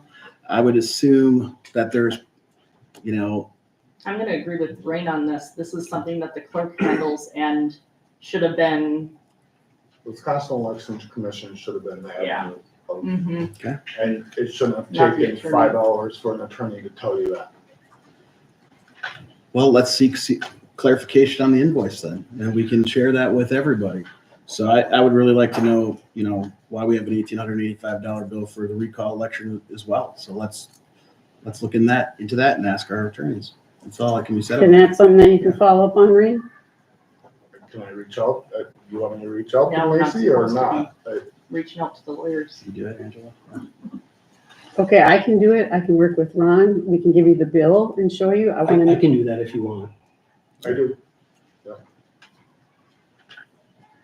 so I guess what I was talking about, if you're done with that conversation, to kind of circle back is, as a board, we weren't told when legal counsel was brought forward. So I would just like the communications that the full board would deserve, that for all of the communications with legal counsel.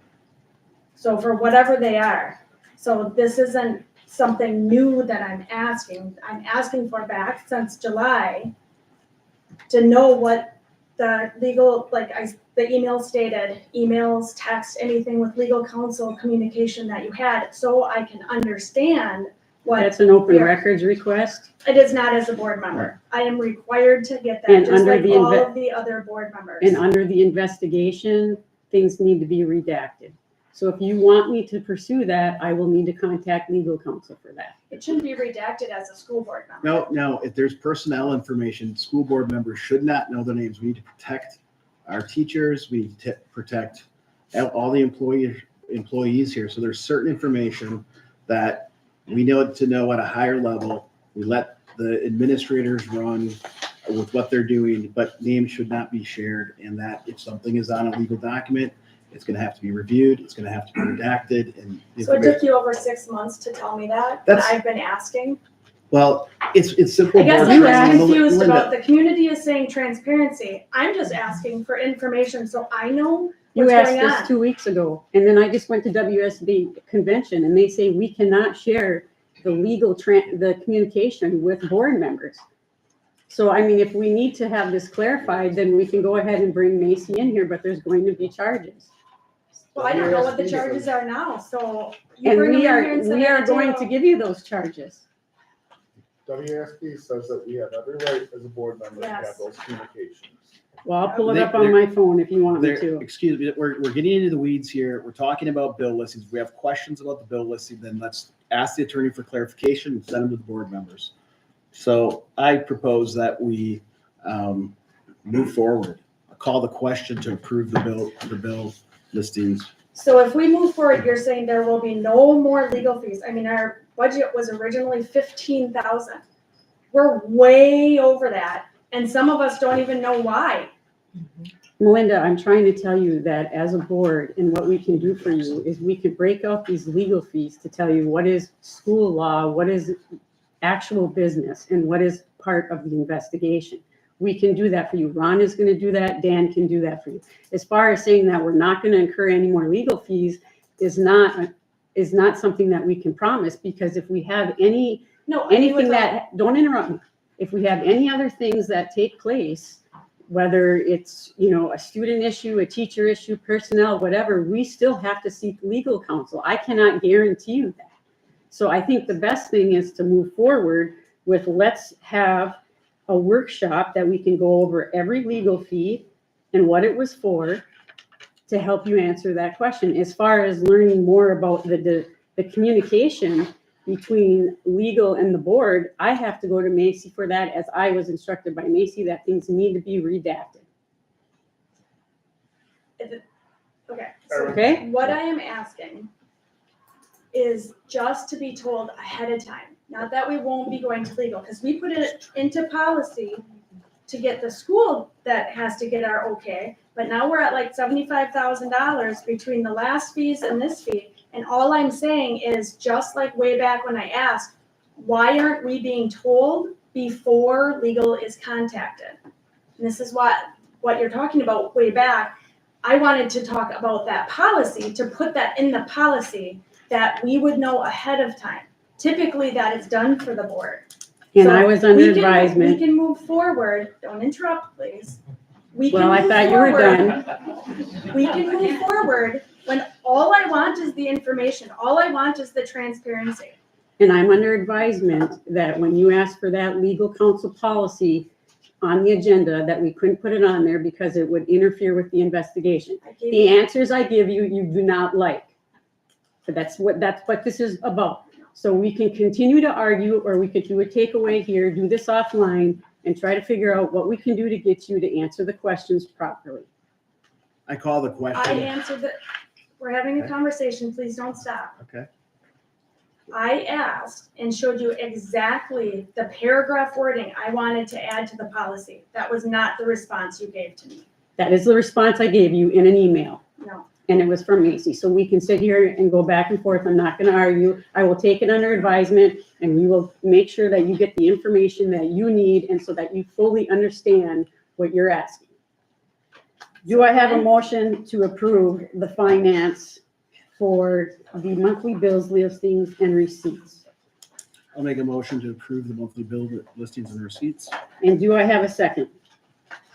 I'll second. All those in favor? Aye. Anybody opposed? Opposed. Roll call.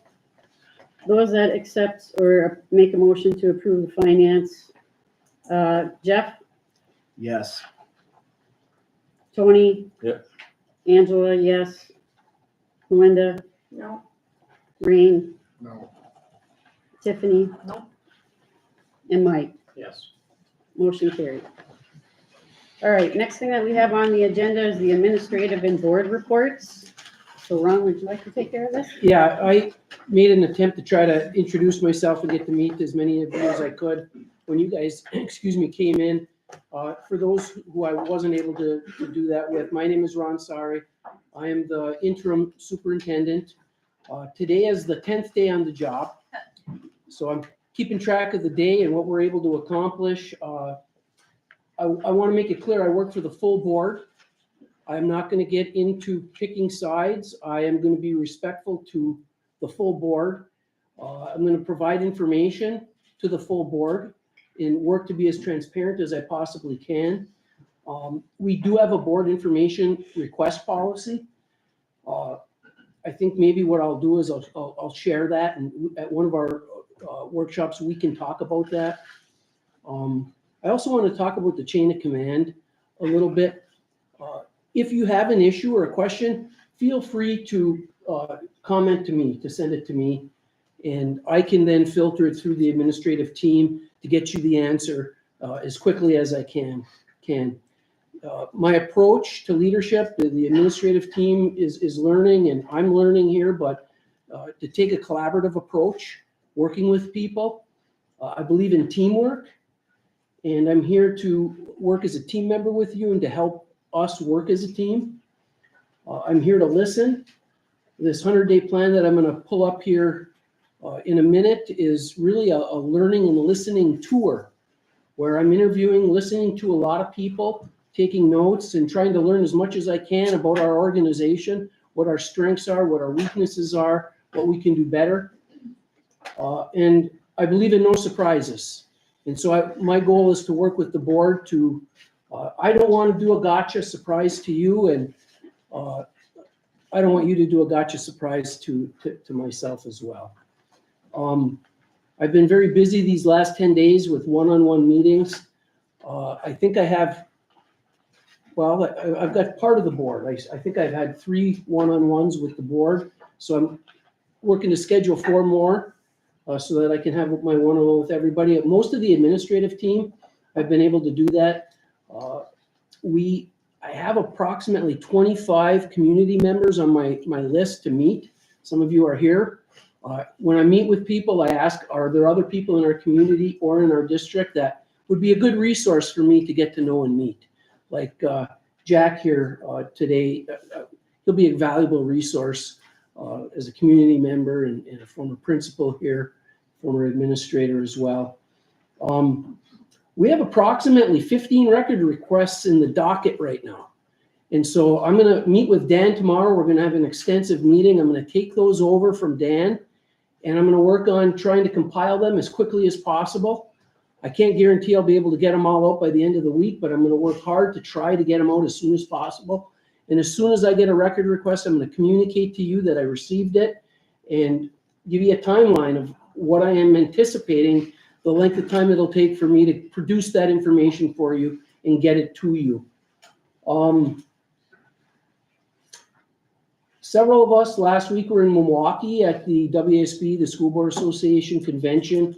I put together a landing page that I'll be sharing with you as a board, and I'm hoping at either the next board meeting or a future workshop that we'll be able to have a conversation. You'll have some time to digest and look at, like for instance, I'm putting in there my notes from all the sessions, and if you attended a session, please send me your notes and I'll include it on that landing page. And we can all learn from each other that way, make it a little bit more meaningful instead of me taking the information and I'm just keeping it to myself. We'll share it amongst us so that we get the best return on our investment. Our next meeting is next week on Wednesday. It's a workshop. So it's not a business meeting like this meeting, it's a workshop. Unfortunately, we will have some business items on that.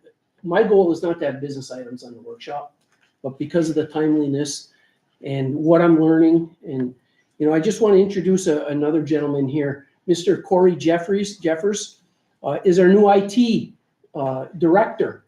And he's been on working here for the last 2 months. He's brand new.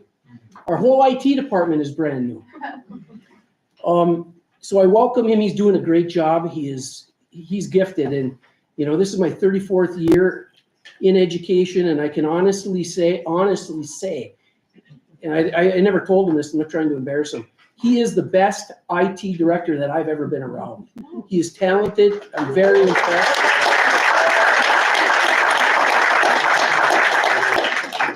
So at the next meeting, the main part of what I want to do, and Angela noted it earlier, I want to work with the board to create common commitments, the things that we all as a board will agree to as we engage with each other at the table. You know, we have children here, we're role models, and I want us to be good role models for our community. So we're going to create common commitments. I'm going to show you what we did as an administrative team in creating our common commitments. As an example, I want to talk about communication strategies. What are your expectations of me on how I communicate with you? What kind of information, a little bit like what Melinda is saying, she wants notification ahead of time with legal counsel. And I can do that to the best of my ability. There may be times where I'm letting you know it on a daily basis because different things come up. We get a return on our investment when we get legal counsel ahead of an issue instead of after an issue. Earlier in my career, I would do it after, trying to be stingy and save money. And it could make an issue turn into a bigger issue. Whereas if I can get some counsel ahead of time. Now, doing this for 17 years, I don't need to do it as often as I used to, but there are things that come up. And I mean, our principals are talking to me on a daily basis. Ron, I want to give you a heads up, this is going on. Ron, I want to give you a heads up, that happened today. And there will be times I'm going to let you know. But that's what I kind of need to gauge from you. What are those items? And every board is different that you want me to bring information to you ahead of time. I don't want you to go to a grocery store, you're getting groceries and people are coming up to you and saying, what's going on with XYZ? I want you to know ahead of time. So that communication strategy will be a very important conversation. And then there's two things. One that Corey is bringing to me, and the other is that my admin team is bringing to me that I want to bring to you ASAP. The first is curriculum. I want to have a curriculum conversation at our workshop next week in regards to that topic, and also a technology conversation. Corey came to me with some important information. We want to share that. Corey's preparing a brief report, and I don't want these to be very lengthy, but one of them, in probably technology, I'm going to ask to consider possibly action. You know, I don't want to bring things to you and expect action right away, especially at a workshop, but for the technology conversation, it may require an action, so we'll post it that way. The curriculum is not going to require an action, it's to plant a seed. I want to talk a little bit, the next item here briefly I want to discuss is the 100-day plan. As you're aware, I shared with you a very brief 5-page, 4-page entry plan. And I call it a listening, learning, sharing, building. It's kind of a listening, learning tour. I'm meeting a lot of people, building relationships, trying to understand the lay of the land, get a better handle on the culture of our organization. It's divided into 4 segments. And if you can, I got a little bit of feedback from the board and the admin team. I've made some adjustments to this plan. I'm looking for more input from the board in regards to this plan. The first section is the governance team. And the governance team is the 7 of you and myself as the district administrator. Yeah, I'm not a board member and I don't vote, but I provide counsel to you. I provide recommendations to you. And my job is to help you make good decisions. The second area is the organizational capacity and academic achievement. I mean, you talk about academic achievement, that's the business of our business. We're here for the kids. We're here to continue the excellence in academics that our staff have provided. I've known about Wrightstown my whole career. Everybody in the state, as far as when you talk about administrators, district administrators especially, you have a great reputation for academic excellence. And we want to ensure that that stays the way it is. Organizational culture is the third area, and then community and public relations is the fourth. And there's some boxes there when you look at that, that document, and I'm asking for your input for priorities. What do you want me to focus on first, second, third? And then it just gets a little bit more detailed when you go down. It's kind of repeating with more detail of what I'm looking at, what I'm trying to learn. It's a plan to help make my entry strategic so that I'm not sitting here, well, what do I do today? Well, I know what I'm going to do today. I'm going to know what I'm going to do tomorrow and the next week. I just included a little bit, entry plan staff survey. I sent that out on Monday. I was able to finally get to it. I'm getting a little bit of feedback. This morning when I checked it, I had 40 responses. I requested the staff to give me responses by the end of the day on Friday. So I'm hoping we get more. When I'm sitting down with individuals, whether it's school board members, the administrative team, leadership team, district staff, or people from our community, I have a set of questions, different questions for each group. I'm compiling that, and I'll be giving updates on this as we move forward. So that's that plan. So I look forward to getting feedback from the board and from the administrative team's giving me a lot of feedback. They've been terrific. I'm very impressed with the team. We have a very strong team. They are true professionals. They're hardworking. They're committed. You know, I told you in the interview, one of my weaknesses is I'm a workaholic. I'm working on it. I'm trying to recover, but this admin team, they are workers, and I'm very proud of them. And I've kind of fallen in love with the admin team and the quality that they have. Just to give you a little update here, some of the common themes. You know, only 40 responses from the staff so far. We've got about 150 staff. But I'm asking for 3 questions. The first is, you know, what are our strengths? And these are themes. There's a lot more to share, but this really rose to the top. We have a community that's involved and very supportive of our schools. And I think, you know, I was talking to Scott. He gave me a tour of the building at the high school. You know, it was built in 2020. I said, Scott, he was here then. How did that pass? What was the percentage for approval to pass for that referendum? And he said it was like 70-some%. And that is absolutely incredible. That is a testament to the support of the community for the schools and the quality of education. The other strength, we put kids first. The staff is saying they put kids first. The administration puts kids first. The board puts kids first. That is what we're about. The staff is invested in the district. I'm seeing that. We have a great staff. This is a staff saying that they have high expectations for themselves and for our students. And we have excellent students. Areas that we can improve on. You know, my admin team is talking about curriculum.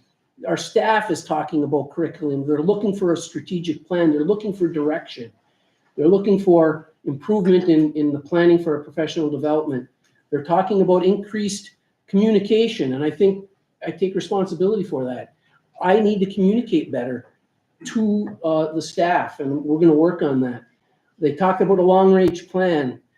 That's something during the interview I talked a little bit about that I truly believe we need as a board and a governance team to work at establishing a long-term plan, a strategic plan for our district, not just for the next 6 months, but for the next 5, 10, 15 years that you review every 3 years. You review it annually, but you update it every 3 years. Another thing, and this isn't just coming from our staff, this is coming from the community, and it's coming from our admin team, and I see it when I do the comparables, that our teacher and support staff compensation needs to be looked at and evaluated and improved. A thing we can improve on, and we've talked about it here tonight, the political dynamics that exist and that the negativity that it's impacting the staff is telling me that. We don't want that.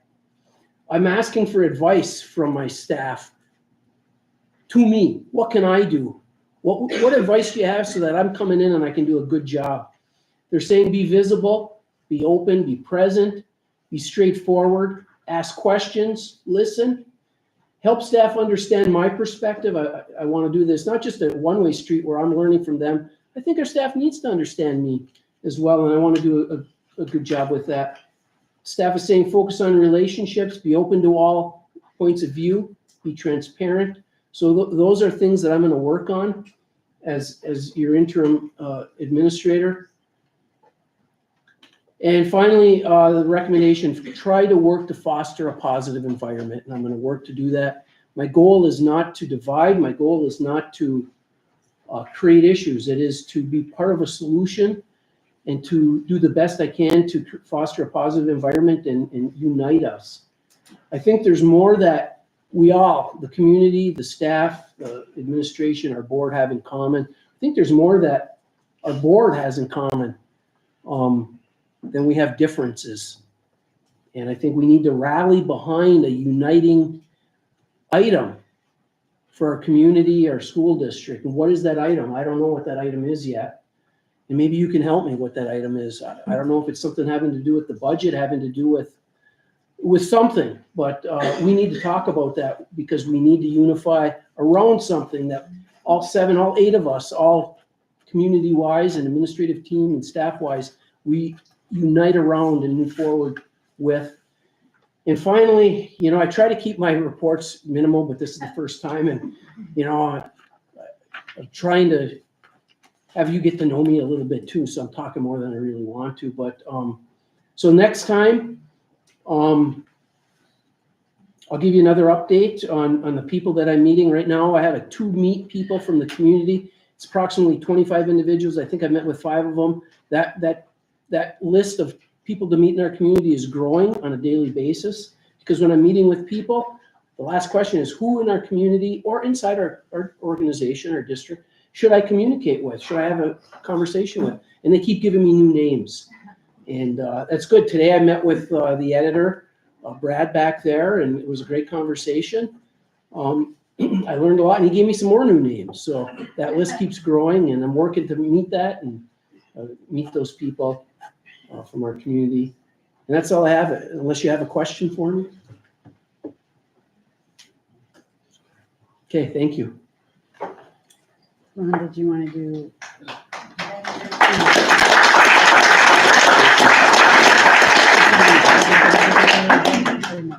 Oh, yeah, I think it's wise that we continue, one of the things that I asked my admin team about, and when I met with Angela to set the agenda, I was kind of thinking, okay, just so you know a little bit, I like to start on time and end on time, okay? That's how we run our meetings.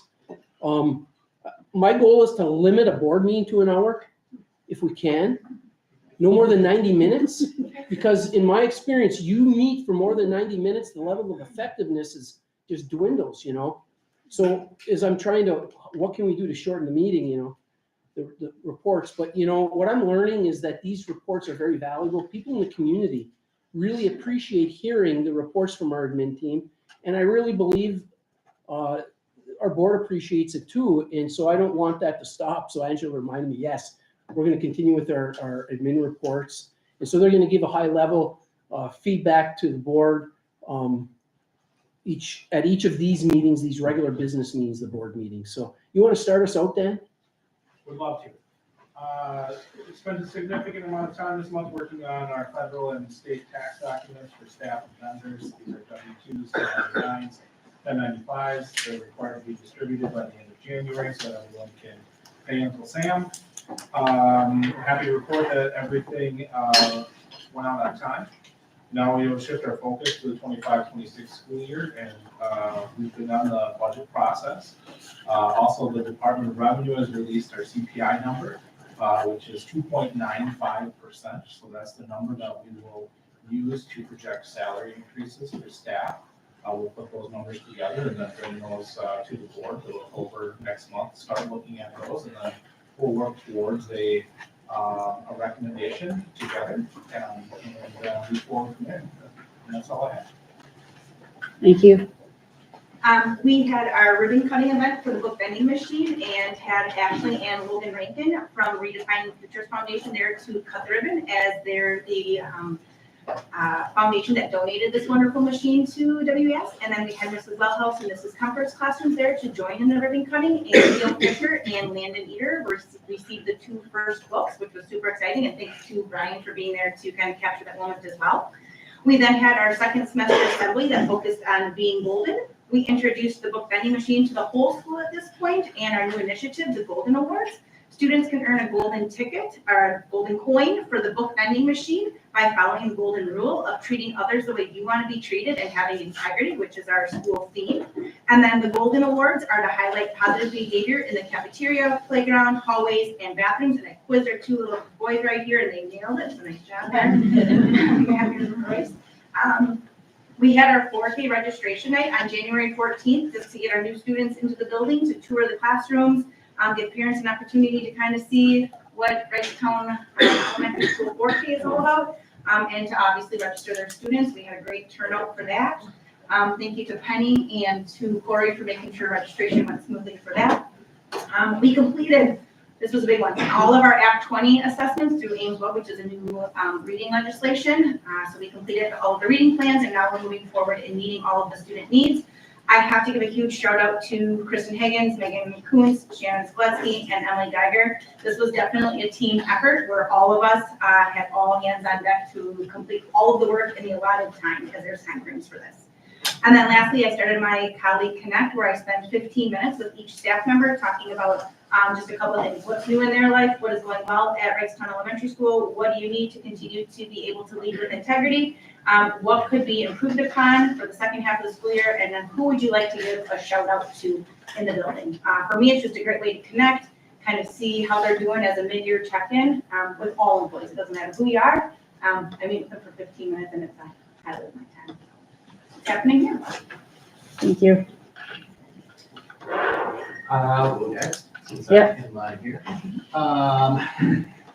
We had our school-wide spelling bee, which is what I like to refer to as my annual challenge of enunciation, because I have to pronounce all the words and try to make sure that kids know what I'm saying. So we had 32 individual classroom winners that competed in our spelling bee. Our champion, our school champion, was Lillian Wordle, 7th grader. She won the competition by correctly spelling the word gondolas. She's moving on to compete in the regional competition that's held February 10th at Kiwanee. Actually, it was high school, but it's going to move to their elementary school. Also happening is on Friday 17th, Friday, January 17th, our middle school sources of strength group conducted a choose your own adventure event. Students were able to attend 3 separate sessions led by our WMS teachers promoting healthy activities, learning a new skill, finding positive alternatives to engage in if you're having a bad day. The event was followed by then our second quarter assembly, where our students participated in a dodgeball competition. Great atmosphere. It was a great way to celebrate the halfway point of our school year and start looking ahead to our second semester. Several WMS students were accompanied by our 6th grade teachers, or 2 of our 6th grade teachers, Ashley Smart and Connor Edwards, to an Empower event. It was held at the Lambert Field Trail. Students participated in a panel discussion with Green Bay Packer alumni. That was regarding creating a positive ripple effect. And then they also had an opportunity to tour Lambeau Field, and then finally they did some packing of care packages for the Ronald McDonald House. Kids really loved that. And then finally today, as part of our academic and career planning focus, our 7th graders went to NWTC to participate in an annual STEM fair. It's put on by Michigan Tech. It's called Mind Trekkers. The event showcases over 50 exhibits that focus on STEM-related activities and careers to help further interest in the STEM field and engage student involvement. Our students did an awesome job of exploring and asking questions. The group was highly engaged, and they didn't want to leave. So, tough time, I just get them back to WMS for lunch. But special thanks to our 7th grade core teachers, Aaron Skell, Emmy August, Andy Hoppensberger, and Allie Van Mortal, along with our school counselors, Angela Eater and Amanda Friedel for supervising. Kids came back, they were excited. So thanks to our teachers and counselors for supervising that. That's all I have. Thanks. At the high school, first semester is complete. Grades and report cards have been posted. Working on finalizing class rate for our seniors. The next couple of days, we'll have that complete and also we'll hire valedictorian students in advance of graduation. Taking a little bit more time doing that this year with the new student information system, just to make sure everything is right. The year in the life of Frog and Toad, our musical took place on January 9th and 11th. It was a great family-themed show. Our director, Rachel McCauley, who's never done a musical before, did an awesome job with it. Also, Zach Baker, our band teacher, assisted with the production. We're working on scheduling for the 25-26 school year. By now, most of our students have met with advisors and turned in their selection sheets, so we'll start determining course numbers and sections and those things in the next upcoming weeks. Senior Snowball was held on January 18th in our cafeteria. High school dances are really why I live to do this job. Despite my dislike, the kids had a great time. So it's really cool. We get all dressed up and come together on Saturday. And again, where else would I rather be on Saturday?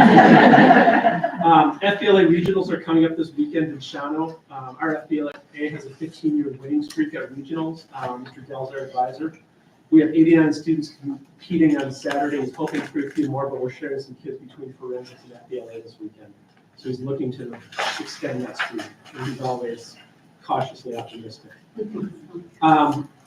Every year, our staff has an opportunity to recognize a dozen students because they're just really good kids, good citizens. And the students they recognize are recognized at the Optimist Banquet, which took place on January 22nd. The following 12 students were recognized this year. Sophomores Brooke Van Rossum, Jacob Van Dyke, Carmela Johnson, and Ethan Hassemer. Juniors Sienna Stotts, Molly Ribble, Ryan Leahy, and Michael Bessel. And then seniors this year honored were Trevor Vandehei, Will Schoenwalder, Elizabeth Lake, and Eliana Cousins. When you see the names every year, it's like, yeah, this makes sense. And just some really good kids. And a huge thank you to Mike Wilson for the time coordinating and getting all the information up to staff. Thank you. Thanks, Scott. Karen? So just a thank you to Roland Schmidt for providing first aid training for some of our staff on January 17th that afternoon. Over the last month, staff have been completing their mid-interval SLO reports, and it's been so good to get into classrooms.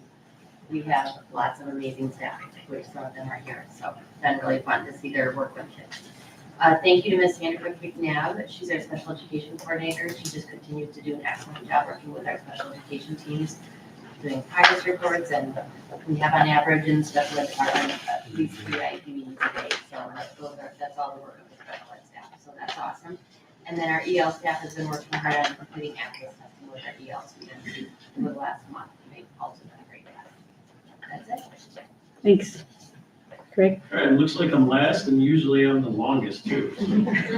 All right, we got a lot of stuff, a lot of great stuff started the year going on within the activities department here in Wrightstown, especially with their activities really going strong here. But first off, I do have a report just on the Wellness Center.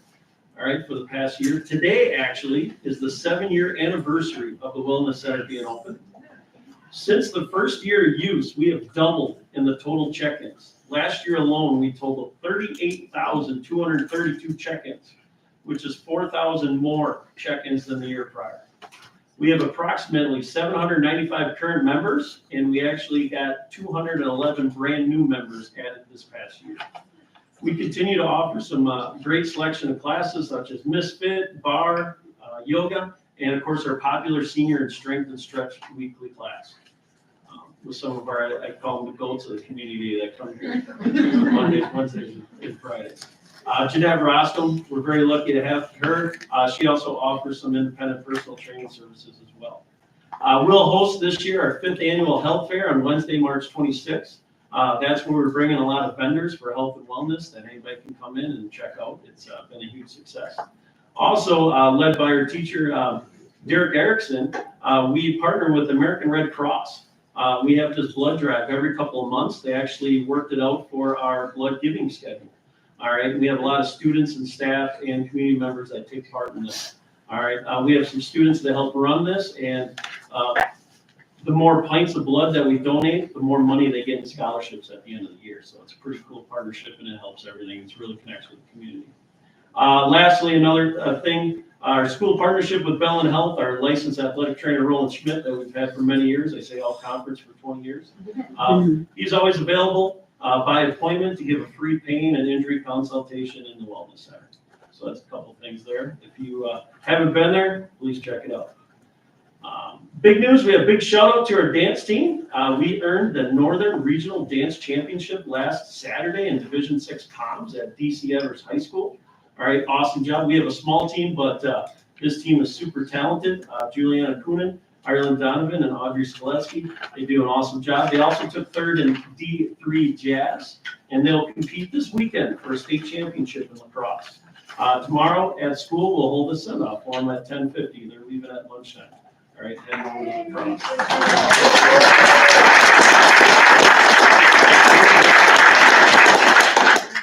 Over the past weekend, our awesome robotics team led by Mr. Hanneman and Mr. Sauber, they were able to get another team to qualify for the state competition held later this winter at Green Bay. They did this at the Fond du Lac robotics competition held over the weekend. Some of our other teams will get a chance to qualify They have a big, this is kind of their favorite one this week. The Green Bay Packers actually put on a youth robotics competition in Lambeau Field that we've been going through against teams from all around the world. It's super fun.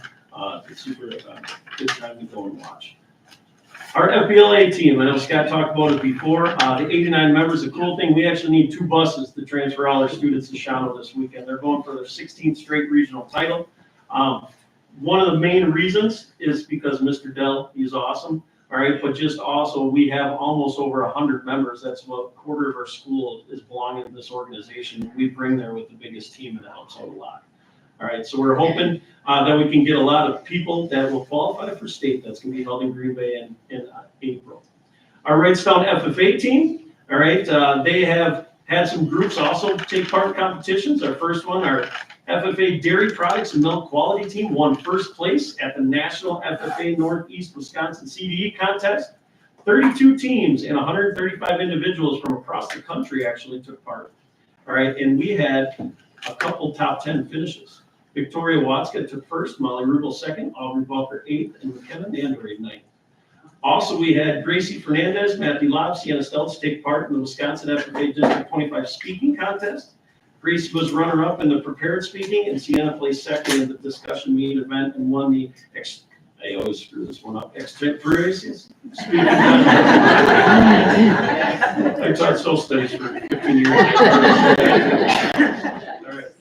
Gracie and Sienna earned the right to move on and compete in the Wisconsin FFA sectional contest in March.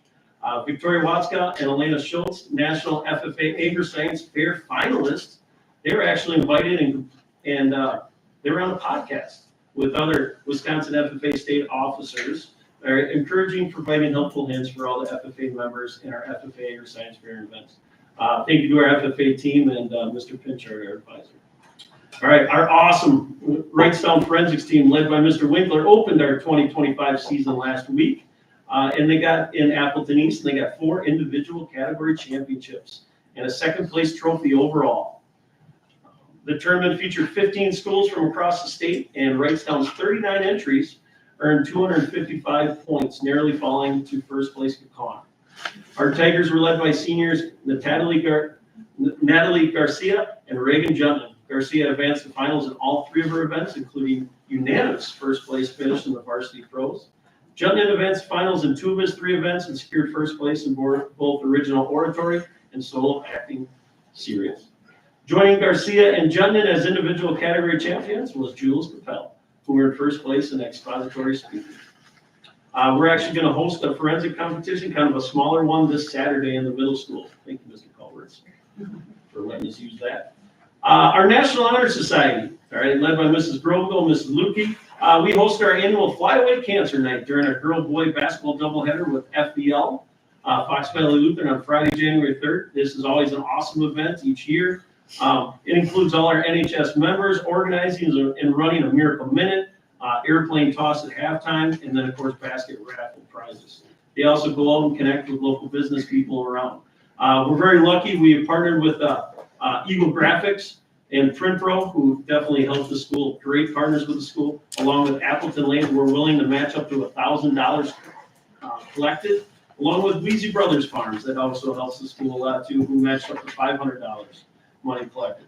We raised in total $6,500 that night in the 3-hour period, and we donated all to Melissa Malford, who is a parent in our school district currently that is battling cancer. We want to give a real shout out to everybody who's there, especially the fans from FBL. One of the really cool things is our National Honor Society partners with the other schools. So FBL's National Honor Society helped us too, and they put together a basket with businesses from theirs too. FBL is a great school, so we're lucky to partner with them. I would also like to thank Judy Ward, all right, who leads our teen outreach activity group. All right, she goes every year for one Sunday from 6 in the morning until about 11 at night to Ski Brule, taking high school kids. All right. Yeah.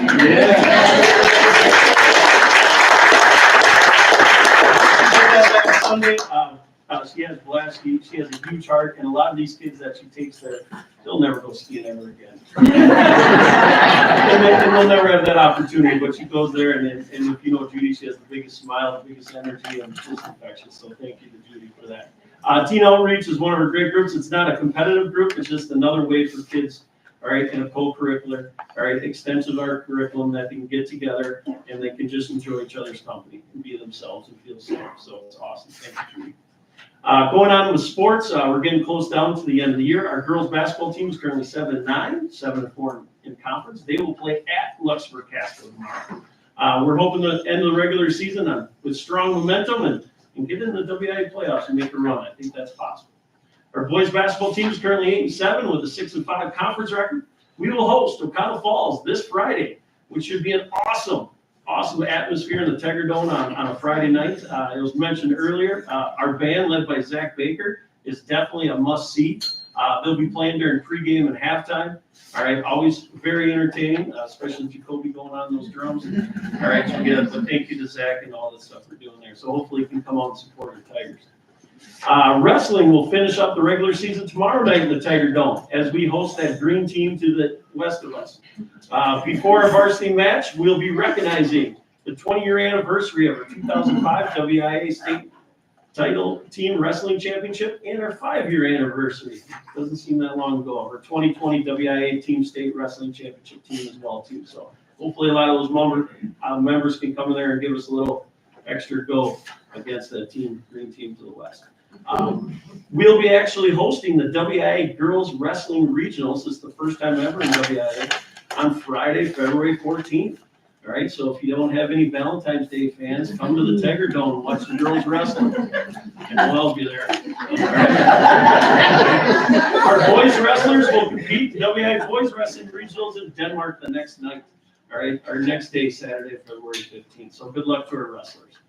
Our boys hockey team, Ryan Leahy was mentioned before. He competes with our co-op with that Schwabman Plasky Seymour. They're currently 11-10 overall and 3-4 in conference record. They have 2 home contests. Our home contest are at Cornerstone. All right, we'll face Kettle Moraine and Mustigo next week. All right, Ryan is an awesome kid and he starts for defense and he represents Wrightstown on that team very well. From that's all I have. Go Tigers.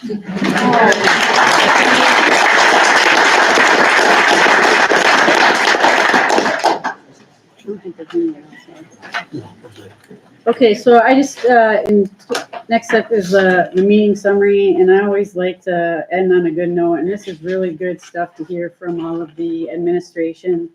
You know, it's really good to know that we had a student, place first at the WSAB convention. I'm listening to the audit that has passed, the ribbon cutting with the vending, the spelling bee, the NWTC mind trackers, the special education teachers and their support, and the forensics, and the sports that we have overwhelming talent here with regard to sports and FFA. This is the stuff that we have to focus on, and as a community, you coming here and supporting us as board members and trying to bring us together, I really appreciate that, and I know the other board members do as well. We also brought in, streaming of videos so we can become more transparent. We had WSAB training last week where a couple of us went to try to increase our knowledge and serve you better. And so, like I said, we do need to be better as a board. We do need to be better at our communication. We're going to take your feedback, but each one of us on the board owns it, and we're going to try as a group to do that. But this energy that I get from you and all of the good things that you're doing is really what each one of us are here for. And I appreciate that. And I appreciate all the comments, and some of it was very difficult for you to speak. And I feel like I stood there with you to help you share your concerns. As far as the board, we do have our board workshop February 5th, as Ron indicated. A couple things that the board we would like to work on. Ron is going to be working on with board common commitments.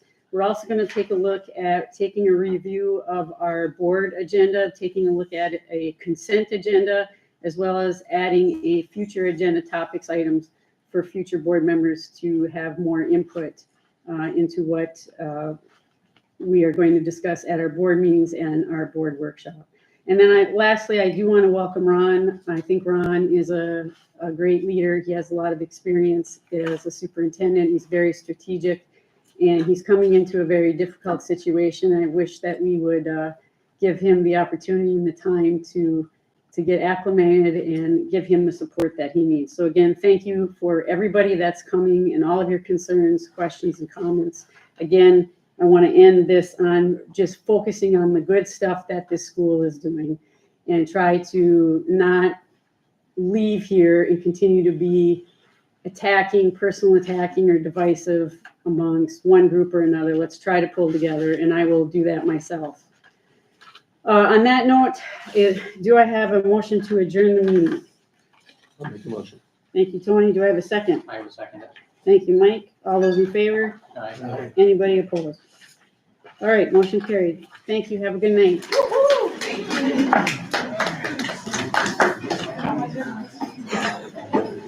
Thank